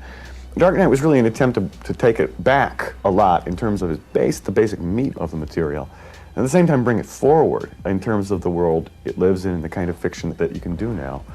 I really enjoyed the idea of making him as old as his legend is, and letting it be a cranky old legend, this ravenous old hero. I wanted to bring back that hearty sense of malice that he had back in his origins. This is part of the reason Zack Snyder's Batman is so thuggish and brutal, in a way that's much more in keeping with the spirit of the character than past films have shown. Look at Yes, I can take an old Batman who's more thuggish and brutal, because that's what happened to Frank Miller's Batman. He kind of got beaten down by his years and years as being Batman and how things progressed. So yeah, he's changed from what he started off as to what he is now, but he still didn't kill. Frank Miller's Batman still didn't kill. I don't care if someone said you shouldn't have him kill, or it was some sort of corporate mandate or something. He still didn't kill in that book, and Frank Miller didn't make him a murderer. Yeah, because if you listen to the content we're saying, there's a lot of things that he could be talking about, like the general idea of Batman and his attitude, and not just him with guns. And he's I think he's definitely not talking specifically about, I want to look back at this Batman to give my Batman a gun, because in that story he doesn't use guns to kill people. Exactly, and there's a guilty pleasure of mine I don't think it was that guilty. It's a very pleasurable story. It's a radio drama I like to listen to on occasion, called The Red Panda by Dakota Ring Theater. I think Smudcast would like this guy because he's the Canadian superhero. It's called The Red Panda. But he doesn't kill either. He's a hero. He has his special power. He's basically Batman, but he has the power of hypnotism as well. And he can mess with your mind a little bit. But he doesn't usually kill. But there's one instance where he does kill, where he doesn't kill, but he tries to. He sets up a kind of an assassination sort of thing. And it's because there's he falls in love with I won't name her, but he falls in love with a very important character, and they kind of get engaged. And one of the major villains, who was like a Nazi or something, tries to kill her, or almost kills her. And then he because out of love and passion, he decides to go ahead and set up where this guy dies. He doesn't. They think he dies, but he doesn't end up dying. He comes back later on. But the reason why he was pushed so far is because it was out of love and passion. And out of that moment, that guy came back as an even worse enemy to him. So it was not that killing in this instance was okay. It was more like he thought that killing was the right thing to do, but the end result is worse than it actually ended up being. It's a lot worse. And it's strange that Dunn started talking about vengeance stories. That's usually the idea of revenge stories, that it won't satisfy you. Getting revenge won't usually satisfy you. Unless Kill Bill or something, but usually getting revenge doesn't satisfy. Usually, you end up in a worse place than where you began. And that's the story. That's kind of the story of John Wick. Definitely the story of Afro Samurai, where they go off on the revenge, and their life keeps getting worse and worse and worse the more vengeance they take. Here is Alex Halo. Batman is not like Kiritsugu from Fate Zero. If you guys don't know Fate Zero, it's a pretty awesome. Probably the best version of Fate in the Fate series, Fate Zero. He doesn't go around killing people he sees as evil. I think he just goes around killing mages in general. That's his role in life, is to kill mages. Two of Yokai's favorite characters. I didn't know that. Okay, good to know.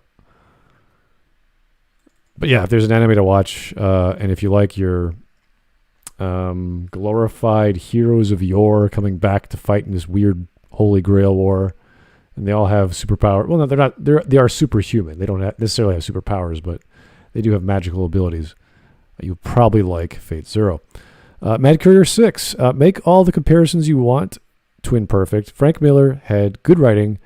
Batman v Superman does not have good writing. Its writing is a straight up dumpster. Yes. Frank Miller is really good. He's a really good. I wouldn't.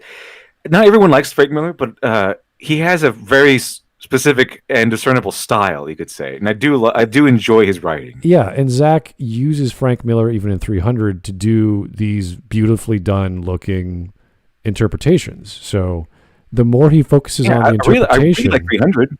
Yeah, no, they're beautiful. Like, he gets the visuals right, he gets the most of the audio right, he gets the feeling close. He's pretty close, especially 300, because it's a straight up violent rendition of what happened back in the day.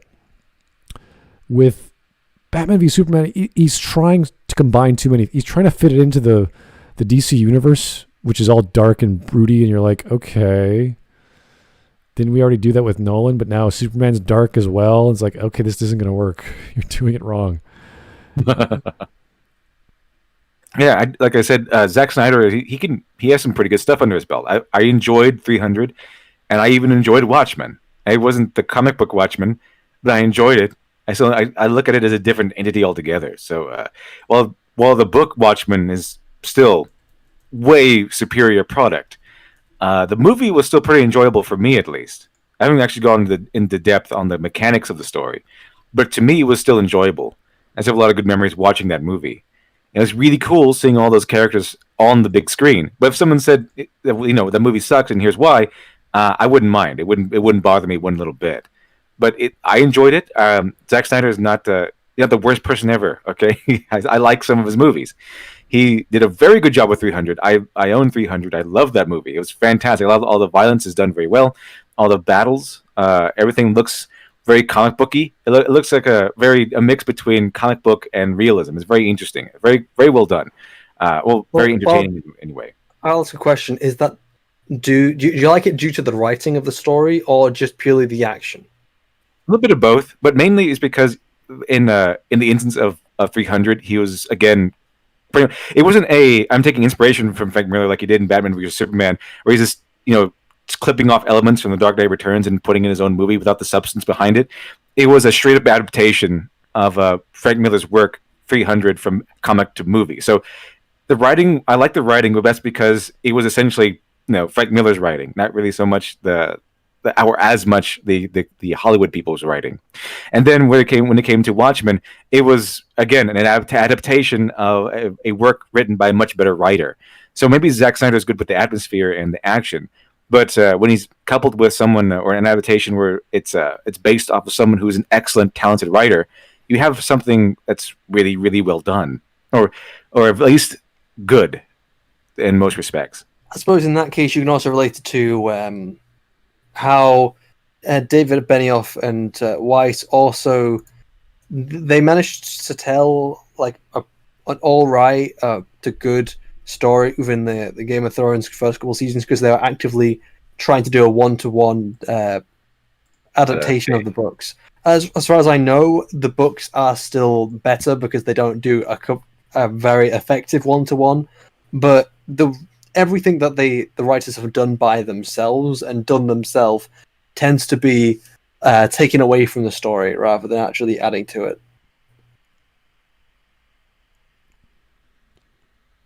So it's that kind of idea that where they get it, the quality they get is from the source material and not actually from anything from themselves.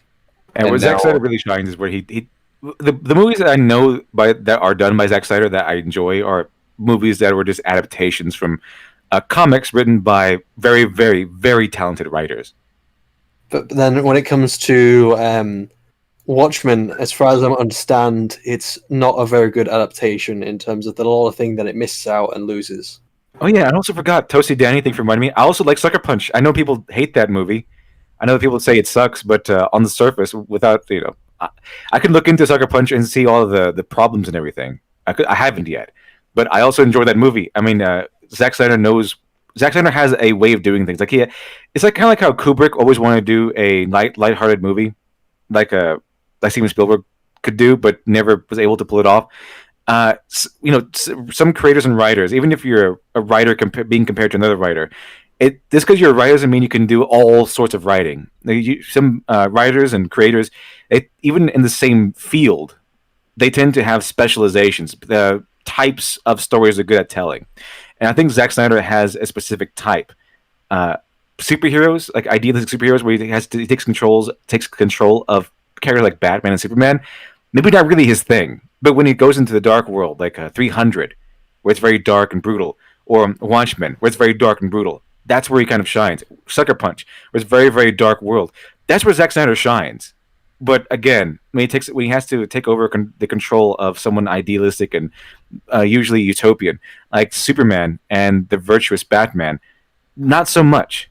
Maybe that's not where he actually shines at all. Kind of, that's not really the story he can tell that well. At least not with any level of, not with the same skill level, I should say, as he does telling the stories of Watchmen and 300 and Sucker Punch. It tends to be that he tries to throw just darkness everywhere. Everything's dark, everything's gritty, everything's brooding, everything's awful. Just the kind of misconception that as long as something's dark, it's good. It depends on the stylization of that technique. We could look at Frank Miller's Sin City, the comic book to the movie, and it's just beautiful. Like the neon lights, the lighting itself. It reminded me of, I wouldn't say of Blade Runner, but the effect of using light randomly to showcase a stream of energy in the room, and then you have this sort of almost cardboard cutout of a character walking across like he's on the panel of a page. That's pretty cool. Like the techniques that they used to stylize the main characters are just fantastic. Oh yes, I love Sin City. I love Sin City so much. It was so great. And there, it's Sin City. People, I mean, death is murder there's no heroes in Sin City. There are anti-heroes and anti-villains.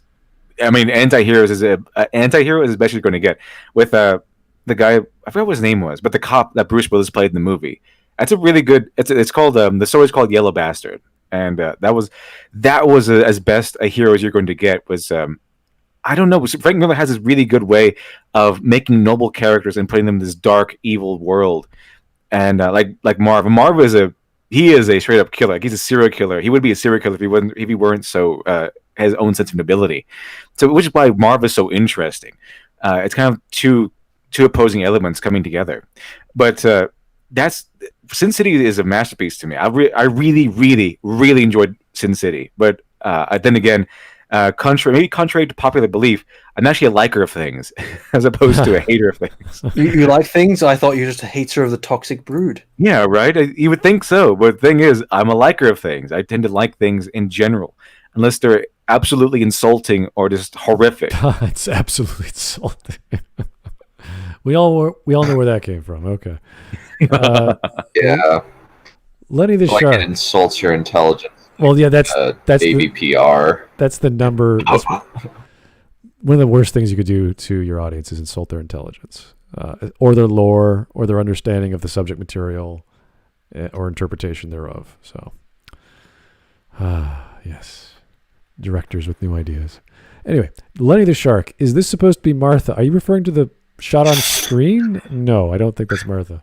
It's an EFAP joke. Yeah. It's an EFAP joke. Oh, you're kidding.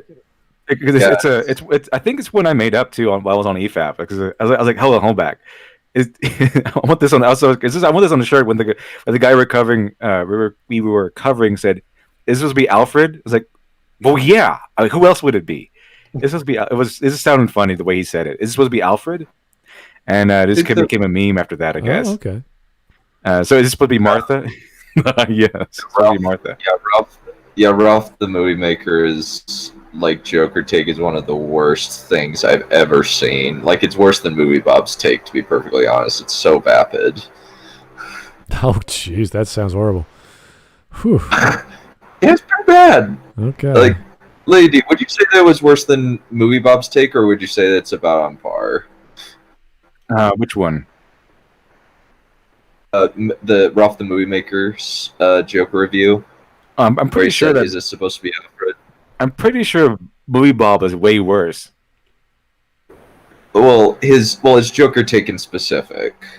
I don't think that Movie Bob had much to say about Joker. I remember the Movie Bob going over Joker, and he went to Vegeta for some reason. But I would put him on the same level, probably at best or at worst. Yeah. Okay.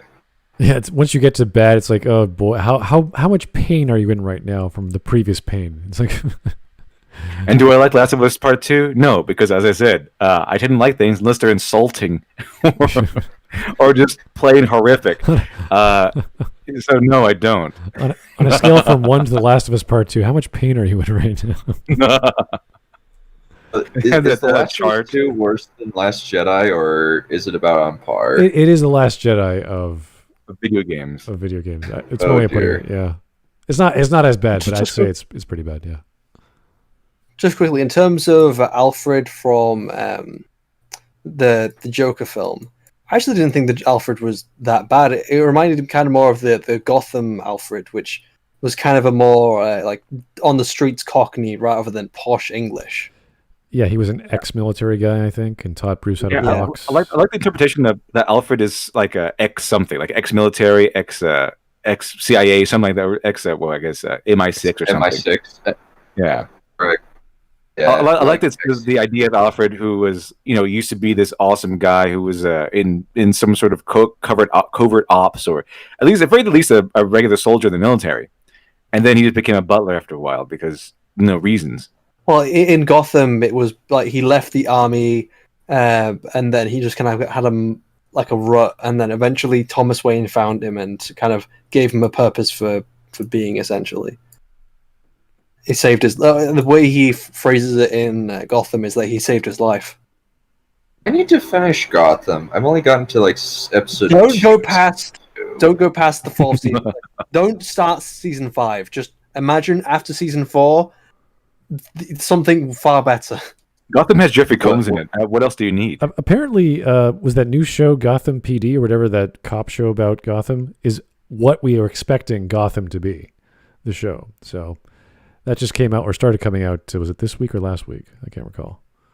But yeah, I have to watch that eventually. But wait, what? There's another Gotham show coming out? There is another one out. Yeah. Apparently. Gotham PD? Something like that. I can't remember the title. Yep. Anyway, let's Gotham Police. Yeah. Gotham Central. GCPD. Anyway, let's get going. Joe Crazy, out of all the DCEU movies so far, Shazam was the only one I enjoyed personally, mostly due to me being a big fan of the real Captain Marvel. Oh, that's nice. It's good to hear. It's interesting. It's an enjoyable film, but it does have issues.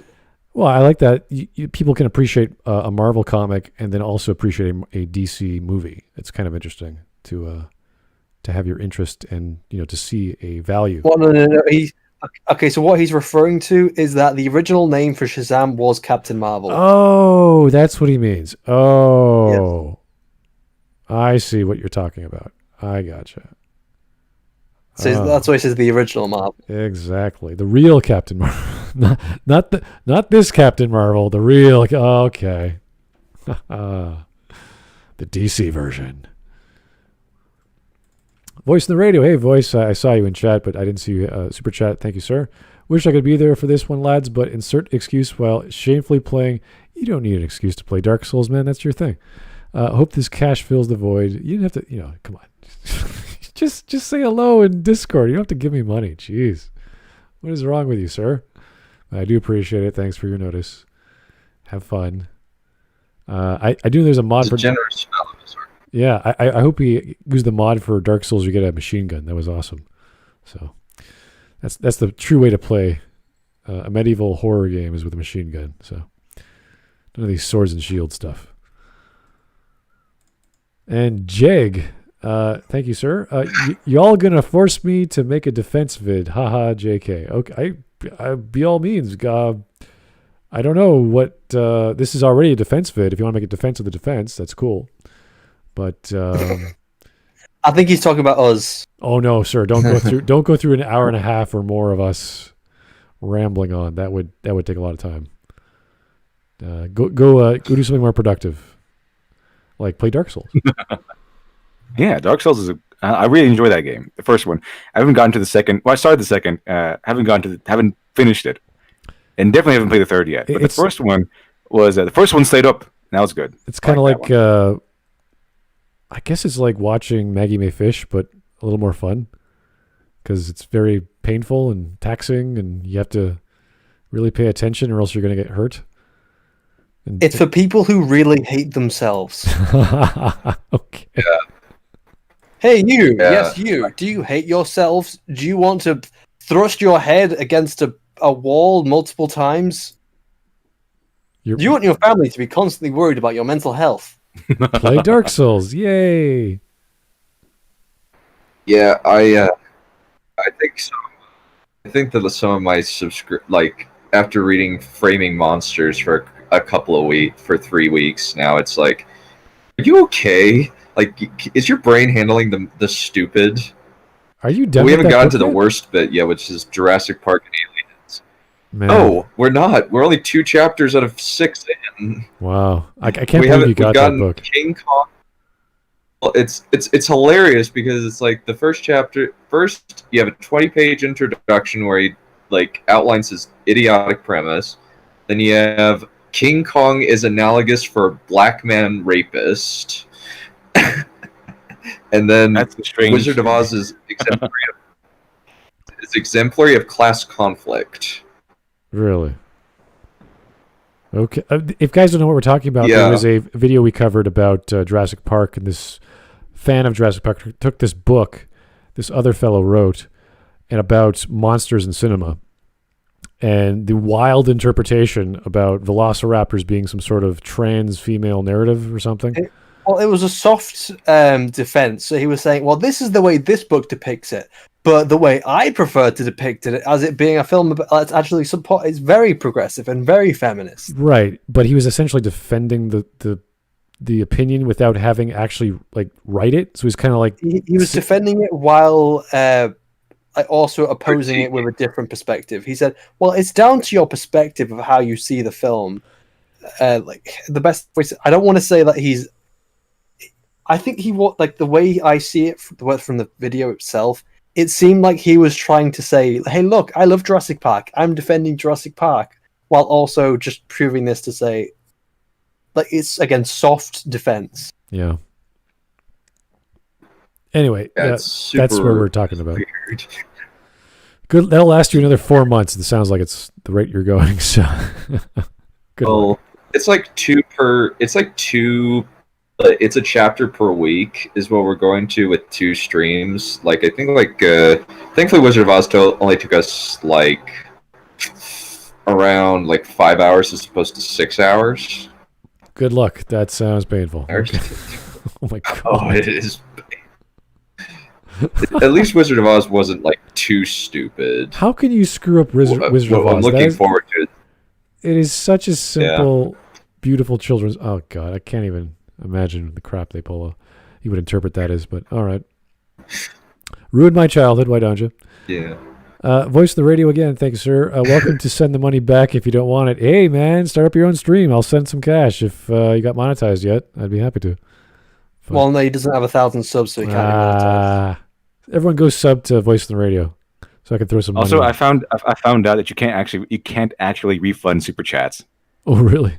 It's not something that YouTube allows you to do. I tried to once, but I looked it up. YouTube says because it's considered a donation, they don't refund it. So you have to go through YouTube. So if someone who sent a super chat wants to refund it, they have to go through YouTube. You as the creator cannot do anything about it. Interesting. There must be a law behind that, because if they treat a donation, they're actually taking a hunk or a chunk of that. They take 30%. Yeah, that's a weird. That's like you're a pianist at a piano bar. There's a tip jar there. wait, sorry, Smudge, you're what? A pianist. Pianist at a penis. Did you hear what I said? Is my accent throrring you off there? No, I know what you were saying. It's just pianist is very close to penis. I was like, never mind. There's the letter P. Yes. And then an Ian. And then an istophobe at the end. It just sounds funny if you say, "Well, let's say I'm a penis." Back in my day, we used to go to bars where there were pianists there. Yes, well, 6:43. We have 6 minutes and 43 seconds, guys. I don't think we're going to make it past 2 hours and a half, but let's say we'll shoot. We might be up hard 2 on this. Yeah, it's just too many tangents. Yeah, we tend to do that, guys. I'm sorry, but it's too much fun. You can kind of let him play. I think he's not really saying much. But you can kind of just let him play until he makes something stupid. He's been safe. He's been okay. He hasn't been amazing, but yeah, let's just hear him out. Christopher Nolan's Batman, for example. Does this goof look like he could strike fear into the hearts of criminals? I'm Batman. I'm Batman.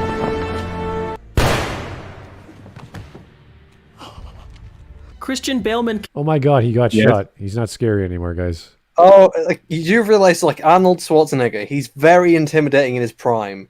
If you shoot Arnold Schwarzenegger in his prime, he's still gonna, be shot. Even with an armor-plated vest. Or if you make him Mr. Freeze, where he is absolutely not intimidating in any way, shape, or form. Yeah, he's not intimidating as Mr. Freeze, but I love him as Mr. Freeze. Yeah, I love him as Mr. Freeze too, because he's hilarious. Arnold Schwarzenegger in his prime, generally, if you put him in a film, he's going to be very cool and intimidating. Like Commando or Terminator. Like a golf cart. With John Wick is the terror of the underworld. People hear John Wick's name and they just go cold. Even the hardest guy goes cold. However, if you shoot John Wick, he still gets shot. Like he still bleeds. He can still even die. Doesn't make him any less intimidating. When he falls off a building, he doesn't die. Yeah, but he still got hurt a lot. But yeah, he's still John Wick. Yeah, he's still a very, very scary guy. Is that number 3? Well, he falls in a building. He falls off 3. Winston pushes them off a building. He pushes them off the top of the Continental, and he bumps like all these things on the way down. It's like there's no way he's alive, but he's alive, which is terrible because it looks like a Looney Tunes cartoon. It looks terrible. It looks like a cartoon. I mean, he's alive, but he has to be in an immense amount of pain. Something has to be broken after all that stuff. I thought it was only one thing that he bounced off of and then just hit the ground splat. Yeah, there's nothing to catch him. He didn't land in a dumpster or anything. He just hit hit a few things on the way down, and then hit hard on the ground. There's no dumpster. There's nothing to break his fall. He just straight up, hit the ground hard after a hard fall. And I got saved by Morpheus. I have to watch the second one still, and the first one was enough for me. Honestly, I was like, "Oh, that's awesome! That's just perfect." It's everything. Well, it gets even better. It has people from the raid in the second one. It gets really cool in the second one. I really enjoyed the second one. I think it's at least on par with the first one. But the third one's where things get a little wacky. I hear. Yeah, a little bit. Yeah. Anyway, you get an assassin back. We all agree that if you shoot someone, they get hurt. Let's move on. The third one is people with the raid. The second one is with D'Antonio, and that's the one with what's her name, Batwoman. Whatever her name, I forgot what her name was. Ruby Rose. Yeah, Ruby Rose, and she was really good in that movie. She was really good in the movie, and also the Continental was really good. It had D'Antonio. It was really good. The atmosphere was fantastic. Then the third one is where it starts to get a little wacky. I still liked it. I still enjoyed it quite a lot. You get the amazingness that is the Assassin Vatican, apparently. Really? Yeah, that's how Theo describes it, at least. I don't know how accurate that is. I've only seen Metal Commander's review of it.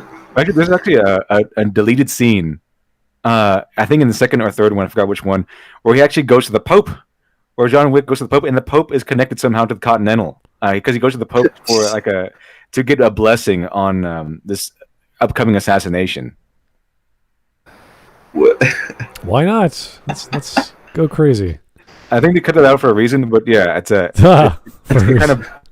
deleted scene, but it's a huge revelation to see that the church is actually part of it. It's kind of like the whole Hitman thing, because that's kind of what Hitman did in Agent 47 sort of thing, where the movie anyway, where the original one with what's his name, the Timothy Olyphant, where in that version of Hitman, he actually raises a secret agent in the rogues section of the church or something. It's really weird. So take the premise of Assassin's Creed, but instead of aliens with magical artifacts, it's just assassins killing people. Yeah, in Italy. Ready. Well, shall we continue? Yes. All right. Mad Courier 6. I would never refund Glorious Smud's super chats, and you can't if you wanted, unfortunately. So, yeah. Thank you. Yeah, sir. I tried before. Smud has your money, and he's not giving it back. Fuck you. I could. I mean, I could manually do it. Just alternate ways. You could manually do do a refund, but there's no click button refund through YouTube sort of thing. Exactly. So it's a hassle, but it you'll lose some money in the transaction, but it could happen. It could happen. Anyway, let's get going. 7 minutes. Let's go. Can talk about fear all he wants. What are you seeking? I seek the means to fight injustice, to turn fear against those who prey on the fearful. But then he embarks on a 3-movie mission of trying to turn Batman into a shining example of justice and heroism, which he eventually does. People need dramatic examples to shake. So he succeeds in his goal. Okay. Them out of apathy, and I can't do that as Bruce Wayne. As a man, I'm flesh and blood. I can be ignored, I can be destroyed, but as a symbol, I can be incorruptible. I can be everlasting. But Snyder asks the question nobody ever asks. Should people like Batman? What? In terms of the world? Or in terms of... I don't know. If you're scared of something, you generally don't like that thing. You're kind of antithesis to it. You're like, oh. I would say the people in the context... Well, the thing is about Batman, he's a symbol of hope and a symbol of fear at the exact same time. He's a symbol of hope to people who are everyday people because they see the light in the sky and Batman's out tonight, and that means that the criminals are going to be scared, and the criminals aren't even, you start shanking them with shivs. But when the criminals see that, they're like, "Oh fuck, Batman's here. We're done, boys. They're gonna go run." I don't think this is a proper question that Zack Snyder was ever asked or asking us. That's giving too much credit to Zack Snyder. That is true. But I just want to know where he came up with this idea. Should we like Batman? It's like he's supposed to be scary. You've established this. Like what? New rules. We're criminals, Alfred. We've always been criminals. Nothing's changed. For Batman to work according to Bruce Wayne, he needs to be feared, not revered. Batman isn't a hero, he's a threat. He wants to eliminate crime by... He has to be feared by the criminals and loved by the city. There's a difference. Why can't he be loved by people who like him saving them? Hey, he saved my life from this mob boss. I hate him? No. He saved people from getting mugged. Why would they hate him? What a bizarre take of this, of Batman.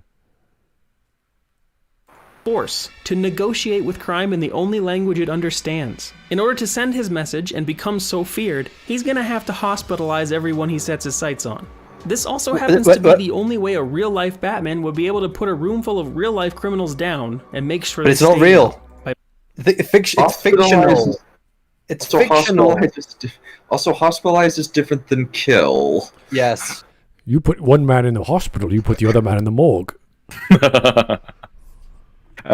His man pulls a knife, the other man pulls a gun. You send your man to the hospital, you send his to the morgue. Yeah, is that the mentality here? That was under extreme circumstances. Also, Untouchables weren't exactly heroes. They were willing to do whatever it took to bring down Al Capone.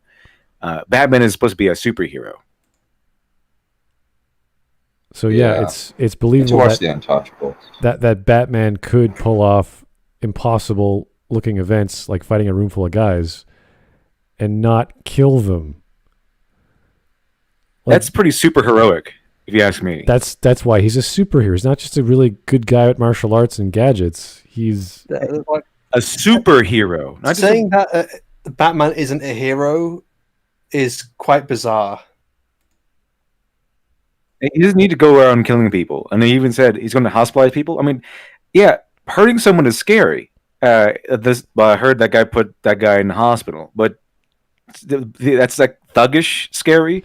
Batman has other tools in his tool belt. He can be intimidating. He can have the big scary idea of Batman that he can be lurking in any shadow, and he can be there at any time. And it's the paranoia that Batman could be anywhere. That's why the bat signal is so effective.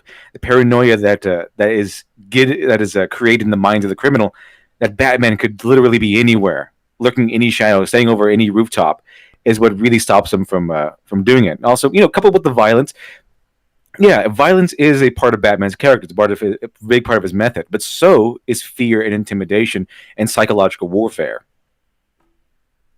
Kind of that mentality of as soon as you make the opponent think that he is going to lose, he's already lost.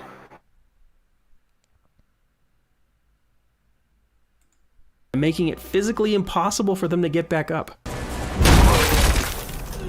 Yes, death. Slamming them against the wall doesn't kill someone. Okay, it knocks the wind out of them. It might bruise their back, but it doesn't necessarily kill them. And that's the suit, by the way, he wore to fight Superman in.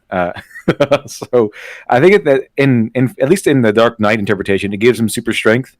That suit, The Dark Knight Returns, it gives him super strength because he wears it to fight Superman with. In this version, though, I think he takes it off. Though when he gets to the warehouse, he changes his suit somehow. So I think that's after he beats Superman and is nearly about to kill him.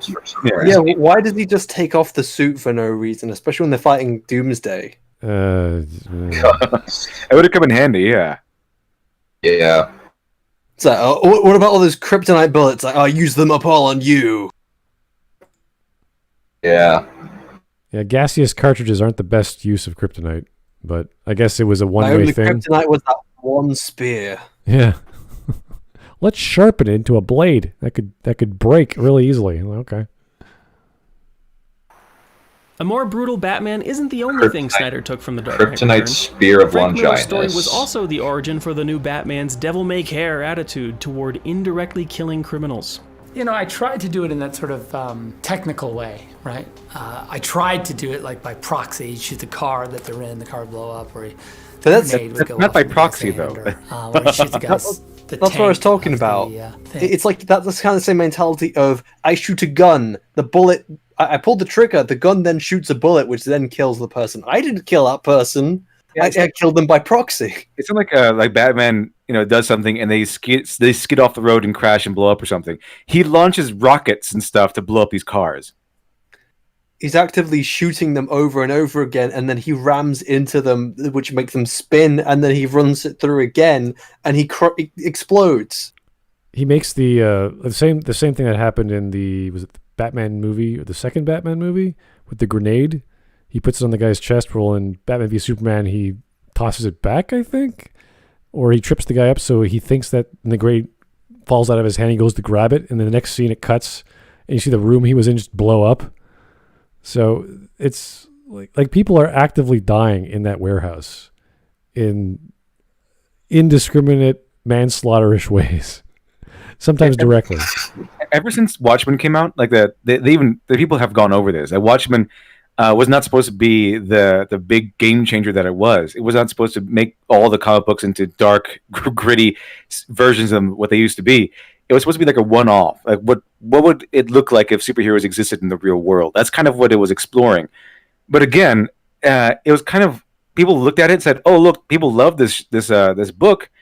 And why did they love this book? Well, not apparently they didn't see the fact that people loved it because of the undertones and the messages and the well-crafted narrative. They said, "Oh, look, it's dark and gritty. People must have loved it because it's dark and gritty. I'm just going to make mine dark and gritty, and people are going to love it as much as Watchmen."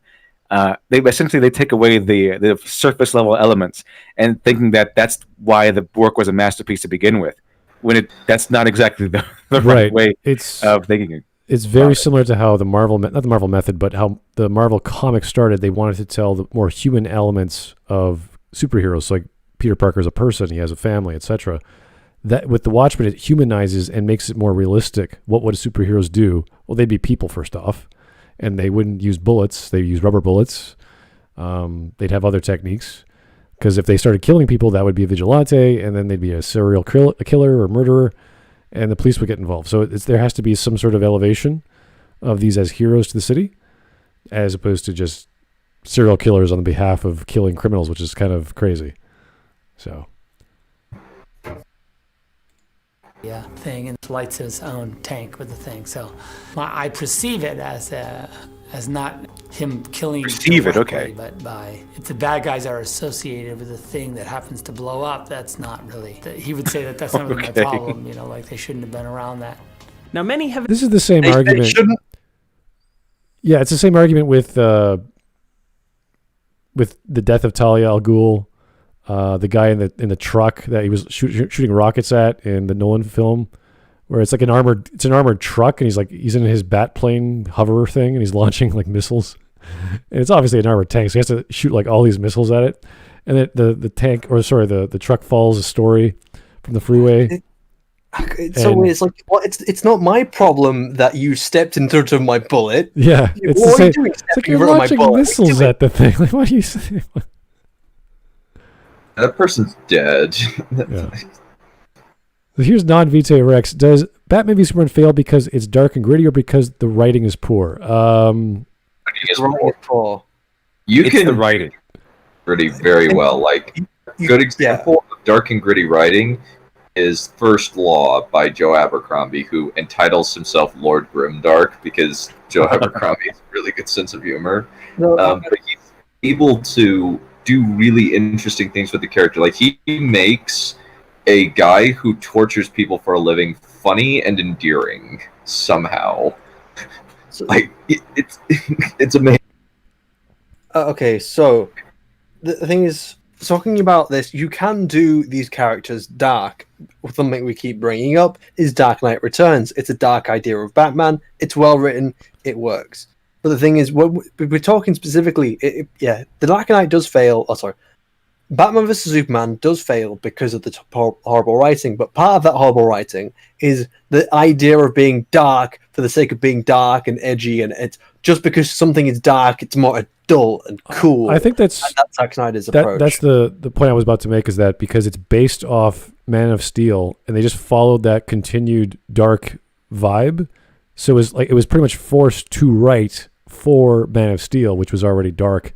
And that's the premise. So it's like, okay, yeah, the writing is bad, but it's also because it came from that other film it's trying to follow to create this expanded universe thing. So it's kind of both, I think.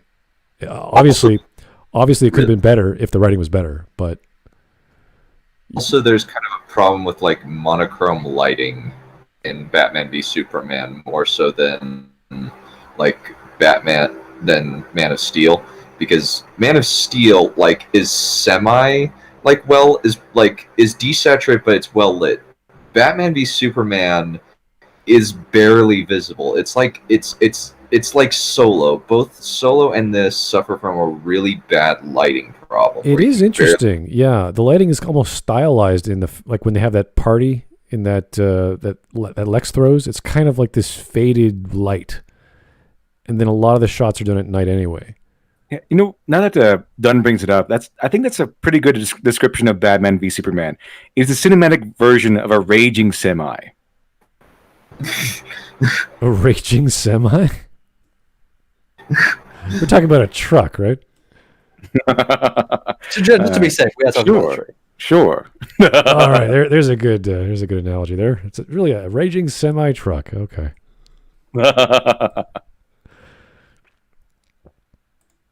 Expressed their distaste. It is a truck. It is a train wreck. He's still murdering, regardless of whether he's shooting people directly or just blowing up the cars they're riding in. Snyder seems to be in denial that Batman is just a murderer. But this denial isn't Zack's. It's Batman's. And it's a little-known key plot point from The Dark Knight Returns. Understanding this is imperative to understanding Snyder's Batman. Okay, I really hate this interpretation. Well, really, it's the psychology of the director, but in fact, it's the psychology of the character. It's like, okay. The fault lies in with the character. The character the director has written. Thanks, that's fantastic. Yeah, Death of the Author, I'd prefer to reserve Death of the Author or when semi makes sense.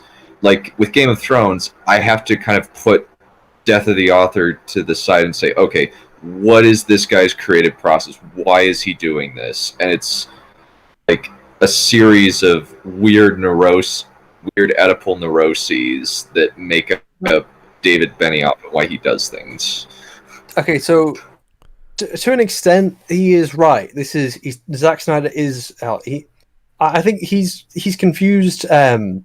Zack Snyder saying these things, like when Batman views this as the other, as being Zack Snyder's defense of it being okay, when actually, and then he says, well, actually, while I disagree with this, it's actually Batman's excuse for killing. I was like, okay, one, that doesn't strengthen it because it's still really stupid reasoning, and two, when it comes to that's what he was talking about there already. He was already saying Batman views it as this, that, or the other. And this is the director which is creating the reasoning for the characters themselves. So therefore, it does come back to the director anyway, even if he wasn't talking about the character's mental state. Right. So the idea behind Batman being slightly older is that he's gotten grizzled. He's kind of tired of all the morals and ethics. Right. And I compare that to, I don't know what episode of, not Justice League, but it was Batman Beyond, where I think the current Batman goes and visits future Batman, and you see Batman with a cane. He's trying to interrogate. You see the original Batman interrogate some guy on a rooftop, and then old Batman's like, "Was I ever this green?" He takes out his cane. He's about to beat the crap out of this guy. He's like, wasting my time.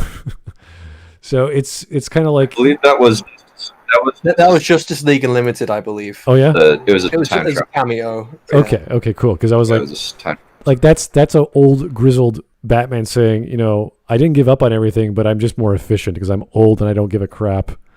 That's the kind of Batman I was expecting. Not, I'm going to kill people now. because I'm old. It's like, no, that's not a good reasoning. That might be the reasoning for a regular old person, but not Batman. Yeah, it's.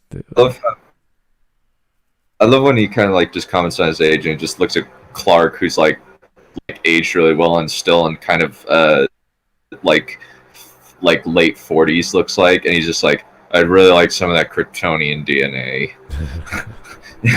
They to actually live a bit longer. Yeah, old Batman is just amazing in Batman Beyond. The comic features 2 scenes in which Batman kills. In one, Batman violates his no guns rule by shooting a kidnapper. He doesn't shoot the gun out of the kidnapper's hand, like in the cartoon adaptation. I believe you. And he doesn't shoot a gas tank and allow the criminal to immolate himself, like in the film. I believe you.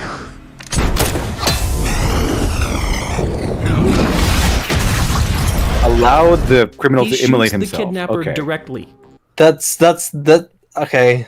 All right, so here's the shot. That's still him killing. Here's the bottom right hand shot. Okay, there is no bullet hole. We see blood or something behind it, but we don't see the actual entry wound. So where is it? So he could have just hit him in the shoulder. Yeah. There's no hole. I don't know where the hole is. It's implied. Yeah, obviously he fires around. It goes somewhere, and we don't know where. So either Frank Miller is like not trying to tell us for some reason, or he's trying to make it stylistic. He's trying to make this cool effect, which is what you do in comics. Well, the bullet hole is over there. I can see a bullet hole over there on the wall. Yeah. Not in the person, though. Exactly. With bullets. The frame is in black and white to indicate the seriousness of this act. There's a scene. Sure, yeah, and there's no hole. I think an artist can draw a circle. Taken from the graphic novel where he busts through the wall and he takes the guy's machine gun, and the guy's going, I'll kill her, I promise, I swear it, and he's like, I believe you. At the end of that, he shoots the guy right between the eyes with the machine gun. And was it right between the eyes? I went Nope. to the gas tank, and all of my guys that I worked with were like, you gotta shoot him in the head, because they're all comic book dorks, and I was like, I'm not gonna be that guy who doesn't. So there it is again. There's nothing between the eyes. She even has glasses on that the glasses would have shattered or had a hole in them. There's nothing there. So again, this is warping of reality, essentially. Well, he's remembering the comic incorrectly, and that's fine. You could interpret it any way you like. It doesn't matter. You take a primary source and you change it to do what you want. That's up to the director and writer. But his explanation is obviously wrong. And the YouTuber's explanation is also wrong because he's like, this is the seriousness. It's like, okay, maybe he just wanted a black and white shot with some fuchsia at the bottom there, showing the kid being alive because he's the focus of the frame, and the other thing is the background. It's like, why not? If I really tend to do that. If you look at Sin City, he tends to highlight certain things that he wants you to pay attention to, like black and white Sin City, and then you have a girl in a red dress or something. Or you have a woman with green eyes or blue eyes. There's that little assassin lady who goes around and sleeps with all of her targets or something. He differentiates her by giving her these like icy blue eyes. Frank Miller tends to do that. And here it's not really he's dead. It's more along the lines of, hey, the kid's still alive and okay. Which is kind of the same idea with the death of Two-Face in Christopher Nolan. Batman did that to save a kid. The effects of that are, then sets up the next scene that he has to be hated because he indiscriminately killed Harvey Dent. So that's a narrative reason for it, even though it's, he pushed him off a 2-story incline or whatever that factory thing was. So yeah, Batman does kill in those films, but there's always a reason for it. And it's not just to kill. It's always to protect or to do something else. There's only one instance I can think of in the Nolan films where, and even that's still manslaughter, where he's forced to kill, he's asked to kill some random guy at the League of Shadows, where he has to graduate or whatever. They give him a sword, and he says no. He then flicks this, flicks this hot poker into the rafters where there's all these explosions or all these explosives, and it causes the building to collapse, and it like falls on ninjas and people, and they you see them get killed and collapse to debris on. So yeah, people do die as a result of that, but this is where he either has to kill someone or they're going to kill him. So he doesn't even like directly kill them. He just tries to escape, and then what he does ends up collapsing everything, and allowing him to escape the compound League of Shadows. That's the only way he can get out of there. It's not like he directly kills people. And they're all ninjas. They might be able to get out, and apparently a lot of them did. So it's just a distraction he made to escape the League of Shadows. Also, with this, is this seriously the excuse? So Batman maybe shoots somebody in the comic book, therefore it's okay to go and write a Batman who just goes around and shoots people indiscriminately, fires missiles at people, and burns people alive. This is weaker than a regular whataboutism. See this part where he might have maybe shot somebody? Well, that justifies Zack Snyder making Batman into this outrageous murderer. Yeah, kill like 12 different people. It's like, what? Why? I guess that you could shift it, but I think that one of the things that would have been better is if they had actually like set up Batman and like had a Batman movie where like it seems as though like they're going with the idea of Jason Todd got killed, then he killed the Joker, and that caused him to go down the spiral. But we don't see that. Even then, the Joker's not dead because he's actively in the other films. It's never directly given to the audience. This is the reason. This is motivation. This is why he's broken. It's just sort of I have an effigy of him in my Batcave. So the theory with that is that it wasn't necessarily that the Joker that we are that the Jared Leto Joker is not the Joker. He's Jason Todd, who got Batman Beyond on Return of the Joker style brainwashed into becoming the Joker. That's the prevailing theory. It is never confirmed. There's one problem with this though. It's not in the film. If it's not in the film, we can't judge it objectively. It's not clearly expressed. I don't mind it when it's implied, but you have to imply it really strongly. Even then, I don't think it's that big an implication, because the closest we get to implication is that Robin died, because there was big ha-ha-ha's written all over Robin's outfit. Right. And that's the closest you get. Was that the straw that broke Batman's psyche to go kill? We don't know. How many good guys are left, Alfred? How many stayed that way? Yeah, that was his mentality there. Yeah, that time. pretty much. And I'm a monster. I like to point out that if Batman actually killed this person here, that would be a huge mistake in the narrative structure of The Dark Knight Returns, because later on when he faces down the Joker, that was the main thing. That was the central element of the final confrontation with the Joker. That Joker pushes Batman so far that the Batman actually breaks the Joker's neck, and then Joker's laying there and he says, ha ha ha, I win. I finally broke you. And that was the big turning point for his character. It was a huge moment because Batman finally went too far and lost control and killed somebody, which was the Joker. Well, Joker technically killed himself, but the Batman lost control and broke the Joker's neck, and he went too far.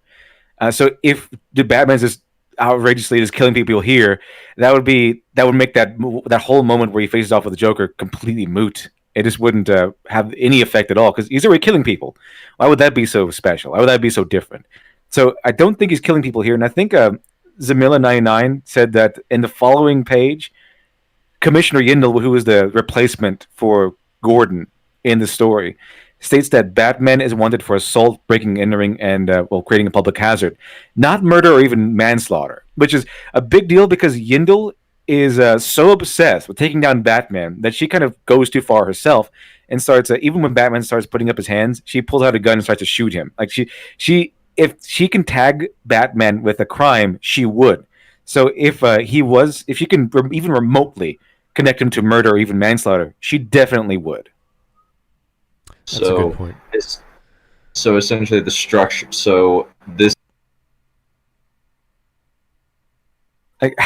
if Batman killed here, it would ruin the structure. It would ruin the narrative of the final confrontation with the Joker later on.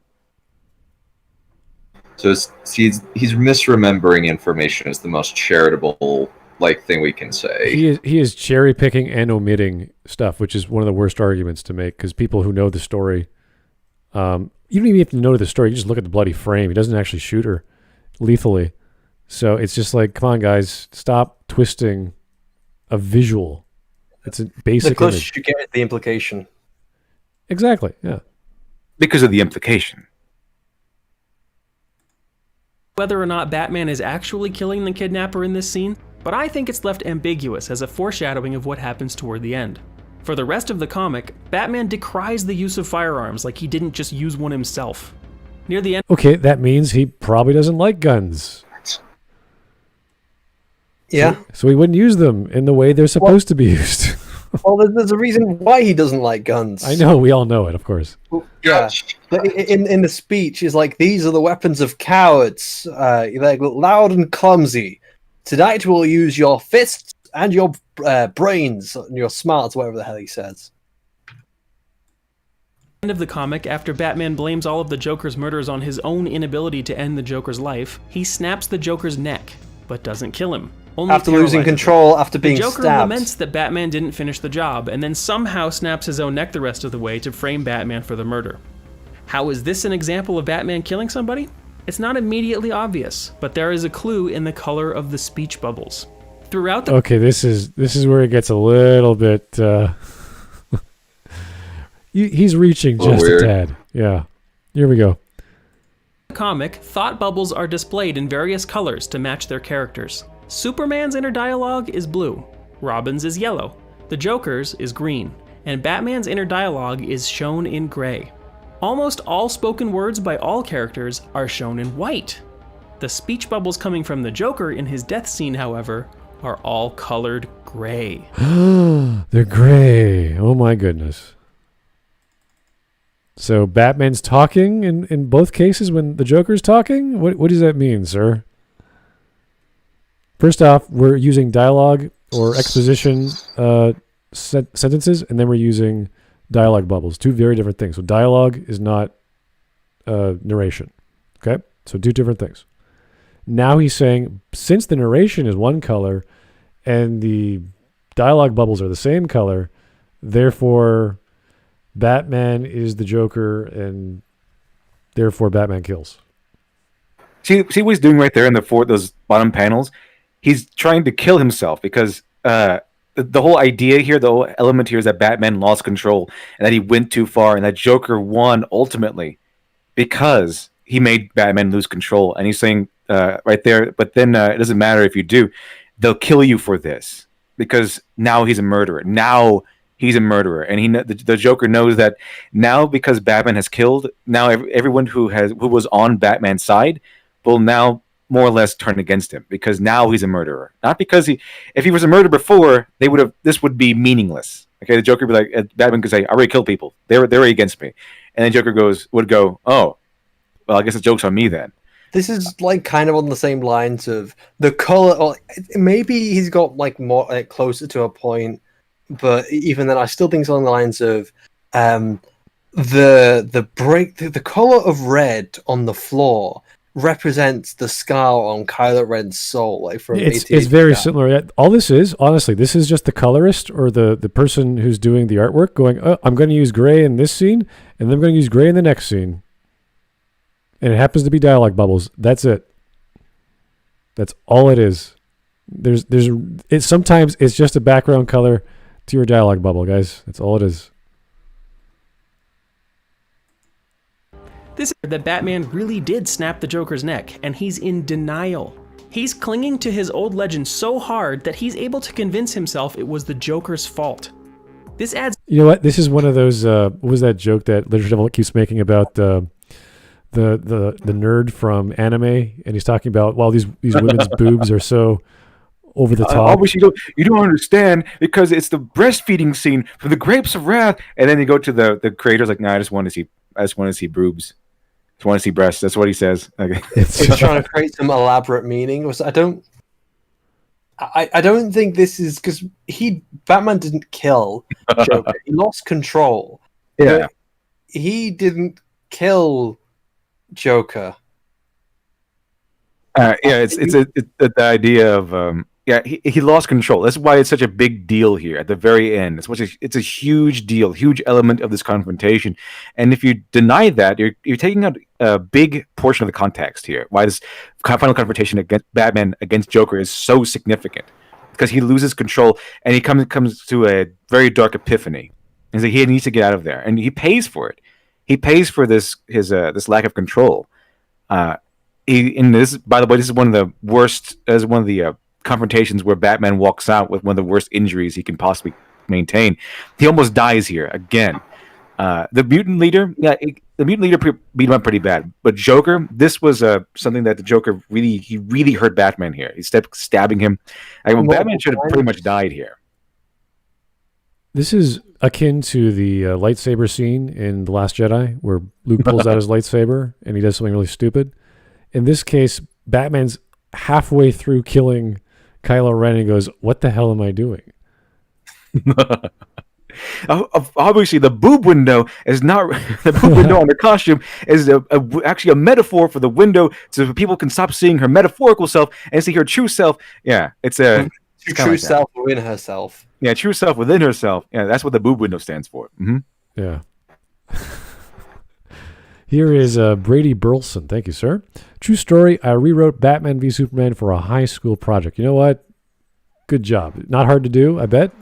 You just take the script. It's already broken. And you just put the pieces together, make your own stuff, connect the dots. You can do it yourself. Great project. Yeah. Good job.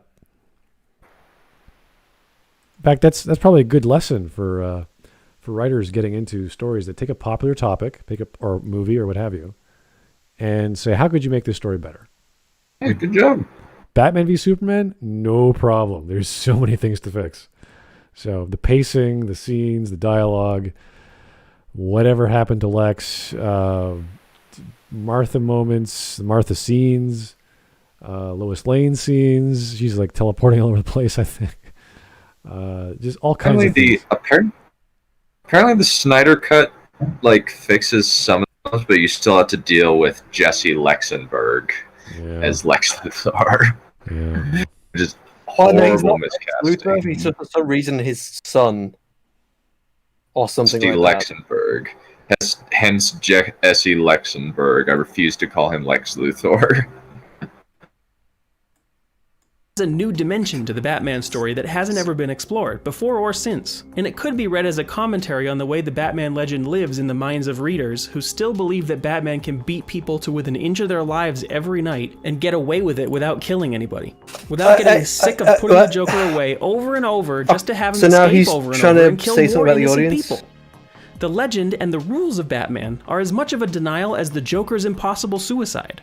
This is the Okay, wait. Joker did commit suicide. Okay, it's not impossible. It happened. It's not an allegory. It's not symbolic. It's not some dream sequence. It happened. Batman may think he caused it, and that's what's hurting him, but that's not the case. Yeah, because he's speaking the fact that he lost control. That's it. Yes. He's trying to say that, the reason why it's...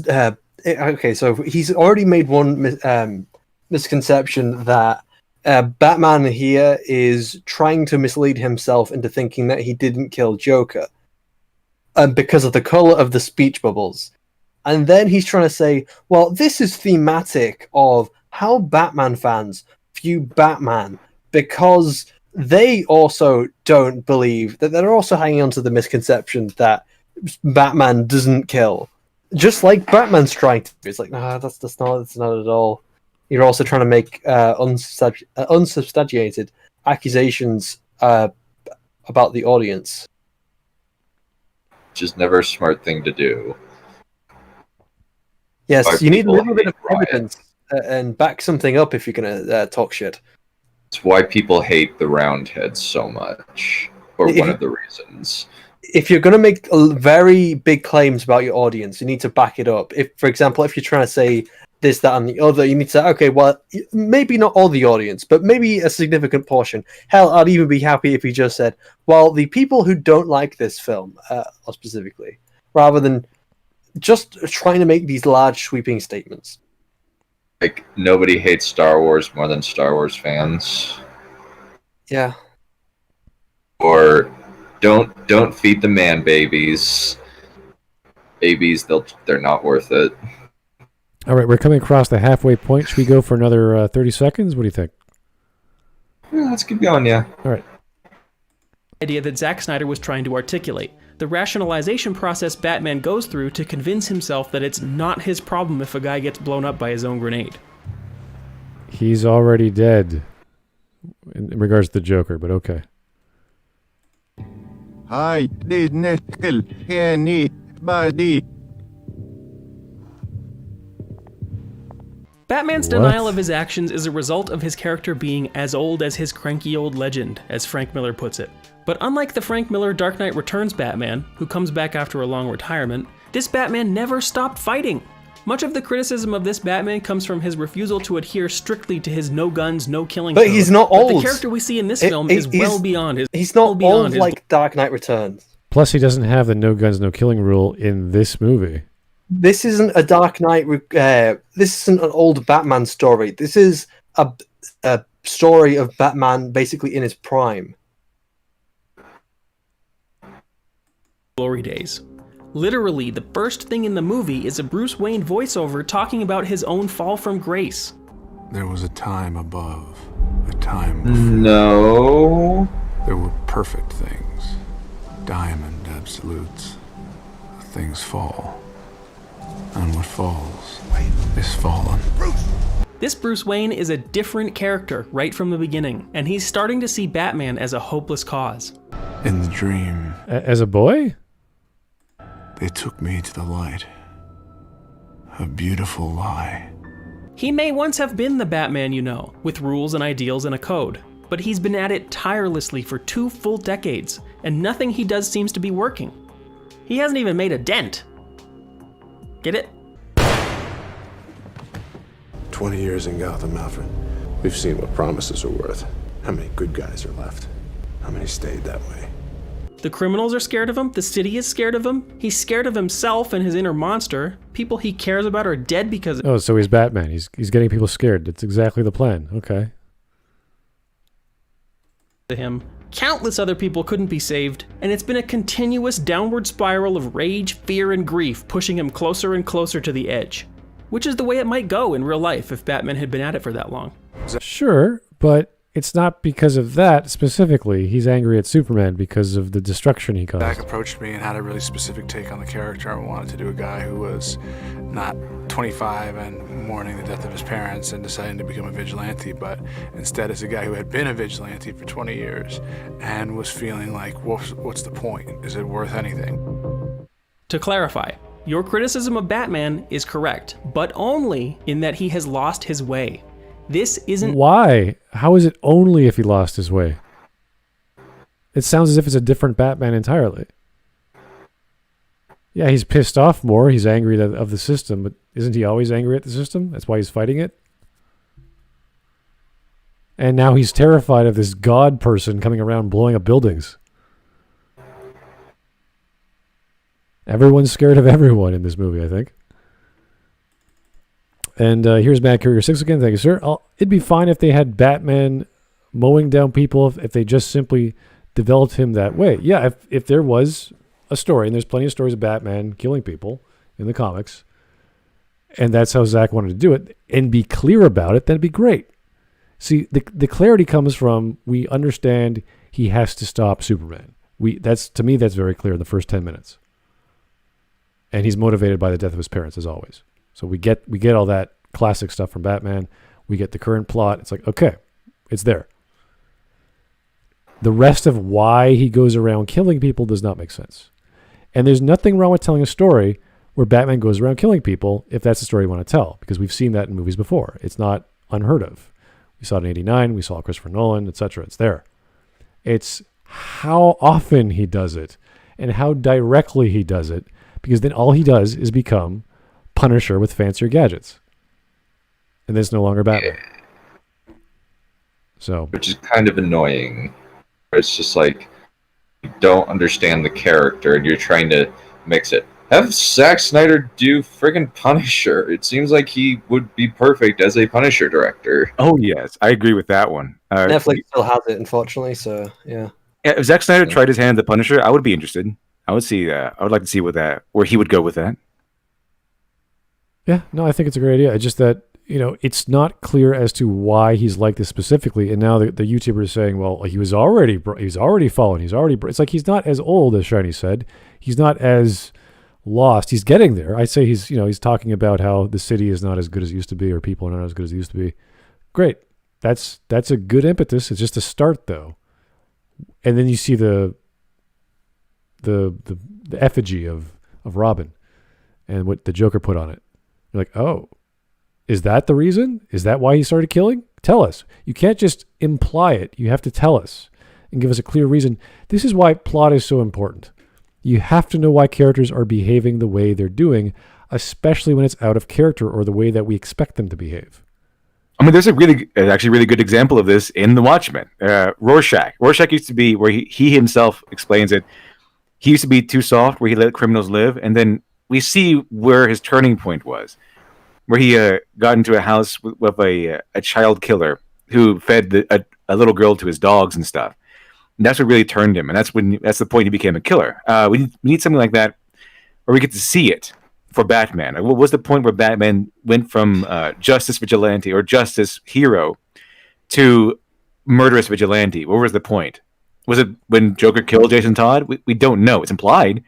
We don't know. We don't know how it affected him.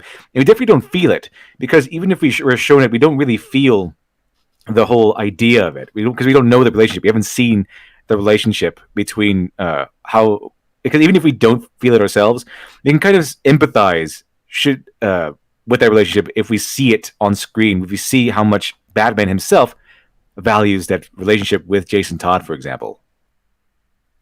It would be very helpful to tell us what's going, like a flashback. He sees Jason Todd and him talking for like 2 seconds, and it cuts to another flashback, having a good time. Then we see him holding in his arms. We hear the Joker's laugh in the background. We then hear a bunch of gunshots, and it's Batman killing people. It's like, okay, now we get it. That would have taken 8 seconds or so. And this is actually the philosophy behind Jake Sisko from DS9, where we might not care about Jake Sisko, but we care that Sisko cares about Jake Sisko. So it'd be like the same thing. We could do it easier that way for Batman. We might not care about Jason Todd if you don't know the history of the comics or whatever, but we care that Batman cares, and that was the big main point. And if we see that Batman cares, and then we see that Jason Todd was murdered by the Joker, and that was and we see that was a turning point for Batman, then we can understand, we can fully empathize and fully understand. But we don't get that in the movie, at least not the theatrical, at least. And we just see a Batman who's just brooding. He says, "Oh, the people are dead. All my friends are dead," and then he just starts to kill people. I'm a monster. I'm a monster. Isn't there a joke with Jason Todd where people were said to vote, would you like to have Jason Todd come back? And everybody, like, it was almost like it was a huge percentage voted no, and then they brought him back as the Red Hood. Yeah, because Jason Todd was just a carbon copy of Dick Grayson. Same idea with Damian Wayne when they introduced him. He was the annoying version of Robin, but now he's like entitled as Bruce Wayne's illegitimate son, and raised by Ra's al Ghul and all this other crap. You're like, okay, this is kind of getting silly. And he's super strong and super fast for like a kid of 9 or 10. It's like, okay, this is pushing it. Mary Sue. This is a very much Mary Sue. I like the joke that Frank Miller makes during this interview, where he's on a panel, and he says he loves the idea of a Batman in the Batcave on the phone with Commissioner Gordon, saying, "Well, that's a pretty difficult problem. It's going to cost me it's like a 50 Robin problem. It's going to cost me 50 Robins to take care of this. There's so many Robins." He likes the idea. He also joked about the idea of him having like an army of Robins. He's just setting the wave and wave of Robins at each problem to get them done, to get them solved. Yeah. All right, we got 14 minutes and 19 seconds in. We can keep going if you guys want. How you feel? Let's keep going. All right. Yeah, Zack Snyder getting Batman wrong. This is a post-rules Batman that needs to be shown he can get back to the rules through Superman's example. Okay, again, we have to establish this is a post-rules Batman. It's not been established. Superman's example of Superman who snaps Zod's neck and actively, gets thrown through buildings and ends up causing a lot of death. Yeah, a Batman who kills, who needs to get back on the righteous path by following the inspiration set forth by a Superman who kills. Great setup there, Zach. So that he can return to being the Batman he once was. Really? The Batman you were expecting from this movie. This version of the character isn't only an interesting new take, it's also necessary to establish Batman as a character who is willing to fight Superman to the death. This is what's necessary in a story where... Okay, it's necessary because of the story. The story didn't have to be Batman versus Superman. In fact, no, I'll take it back. No, it did, and that's the problem. That everything was just contrived to a point where it had to be Batman versus Superman, no matter what, because that's what the higher-ups demanded of this film, or at least what Zack Snyder was demanding of this film. He wanted his versus film. And if you remember the comic book, I believe he gets help from Green Arrow, and they never actually try to kill they come close, but he never does. He doesn't want to kill Superman. He has the capacity, and never goes through with it. It's to basically scare him off. It's a whole thing. It's supposed to be so. He basically tells him to remember the one man who beat you, and then he fakes his death, and Superman knows he fakes his death. It's like but Superman isn't gonna go after them as long as they keep quiet. And Green Arrow is firing with one arm because he's saying you will not keep me from doing what I know is right, baby. Yeah, he lost the arm to Superman, I believe, right? Yeah, Green Arrow wouldn't give up his status as being a superhero, so he kind of got his arm ripped off. He was really torn up about it. Indeed. Batman I'm sorry, I stole that joke from Batman. I don't deserve it. Or Superman. If your response to it, like I've seen hundreds of times before in my research, is the phrase, Batman doesn't kill people, period, then what you're saying is you're opposed to ideological, philosophical, or realistic discussion of the character. Wow. What? But again, the whole realism thing... shut up. A realistic philosophy of the character. I was like, okay, that's a lot of words, sir. What are you talking about? Do you know it's also real to not kill people? It's a real thing people do. Not killing. So let's imagine that there is such a thing as a realistic philosophy of a character. And somehow that philosophy involves when push comes to shove, you'll eventually have to kill people. Would Batman, who sees this, know how to kill people and choose not to, and have the capacity to not kill because he's frickin' Batman? I would have to say yes. He would have that capacity. Now, yes, in the Nolan films, there are scenes which are done very oddly where people do die, but it's always as a result of Batman trying to do something else. Let me go ahead and ask this. I asked this this morning on Morning Nonsense, but let me go ahead and ask it here. How would this movie be worse off if Batman didn't kill? Same dark, gritty Bruce Wayne, same in the state of disrepair and self-reflection and depression state or whatever they want him to be in. If he still maintained that whole thing of not killing, how would it take away from the movie? How would that damage the movie if this same characterized Batman, but he just didn't kill? How would that hurt the movie? Well, the only thing I could see is that the violent fight scene where in the warehouse would be violent of a different nature. It could still be violent. It's just everyone's alive at the end. Yeah.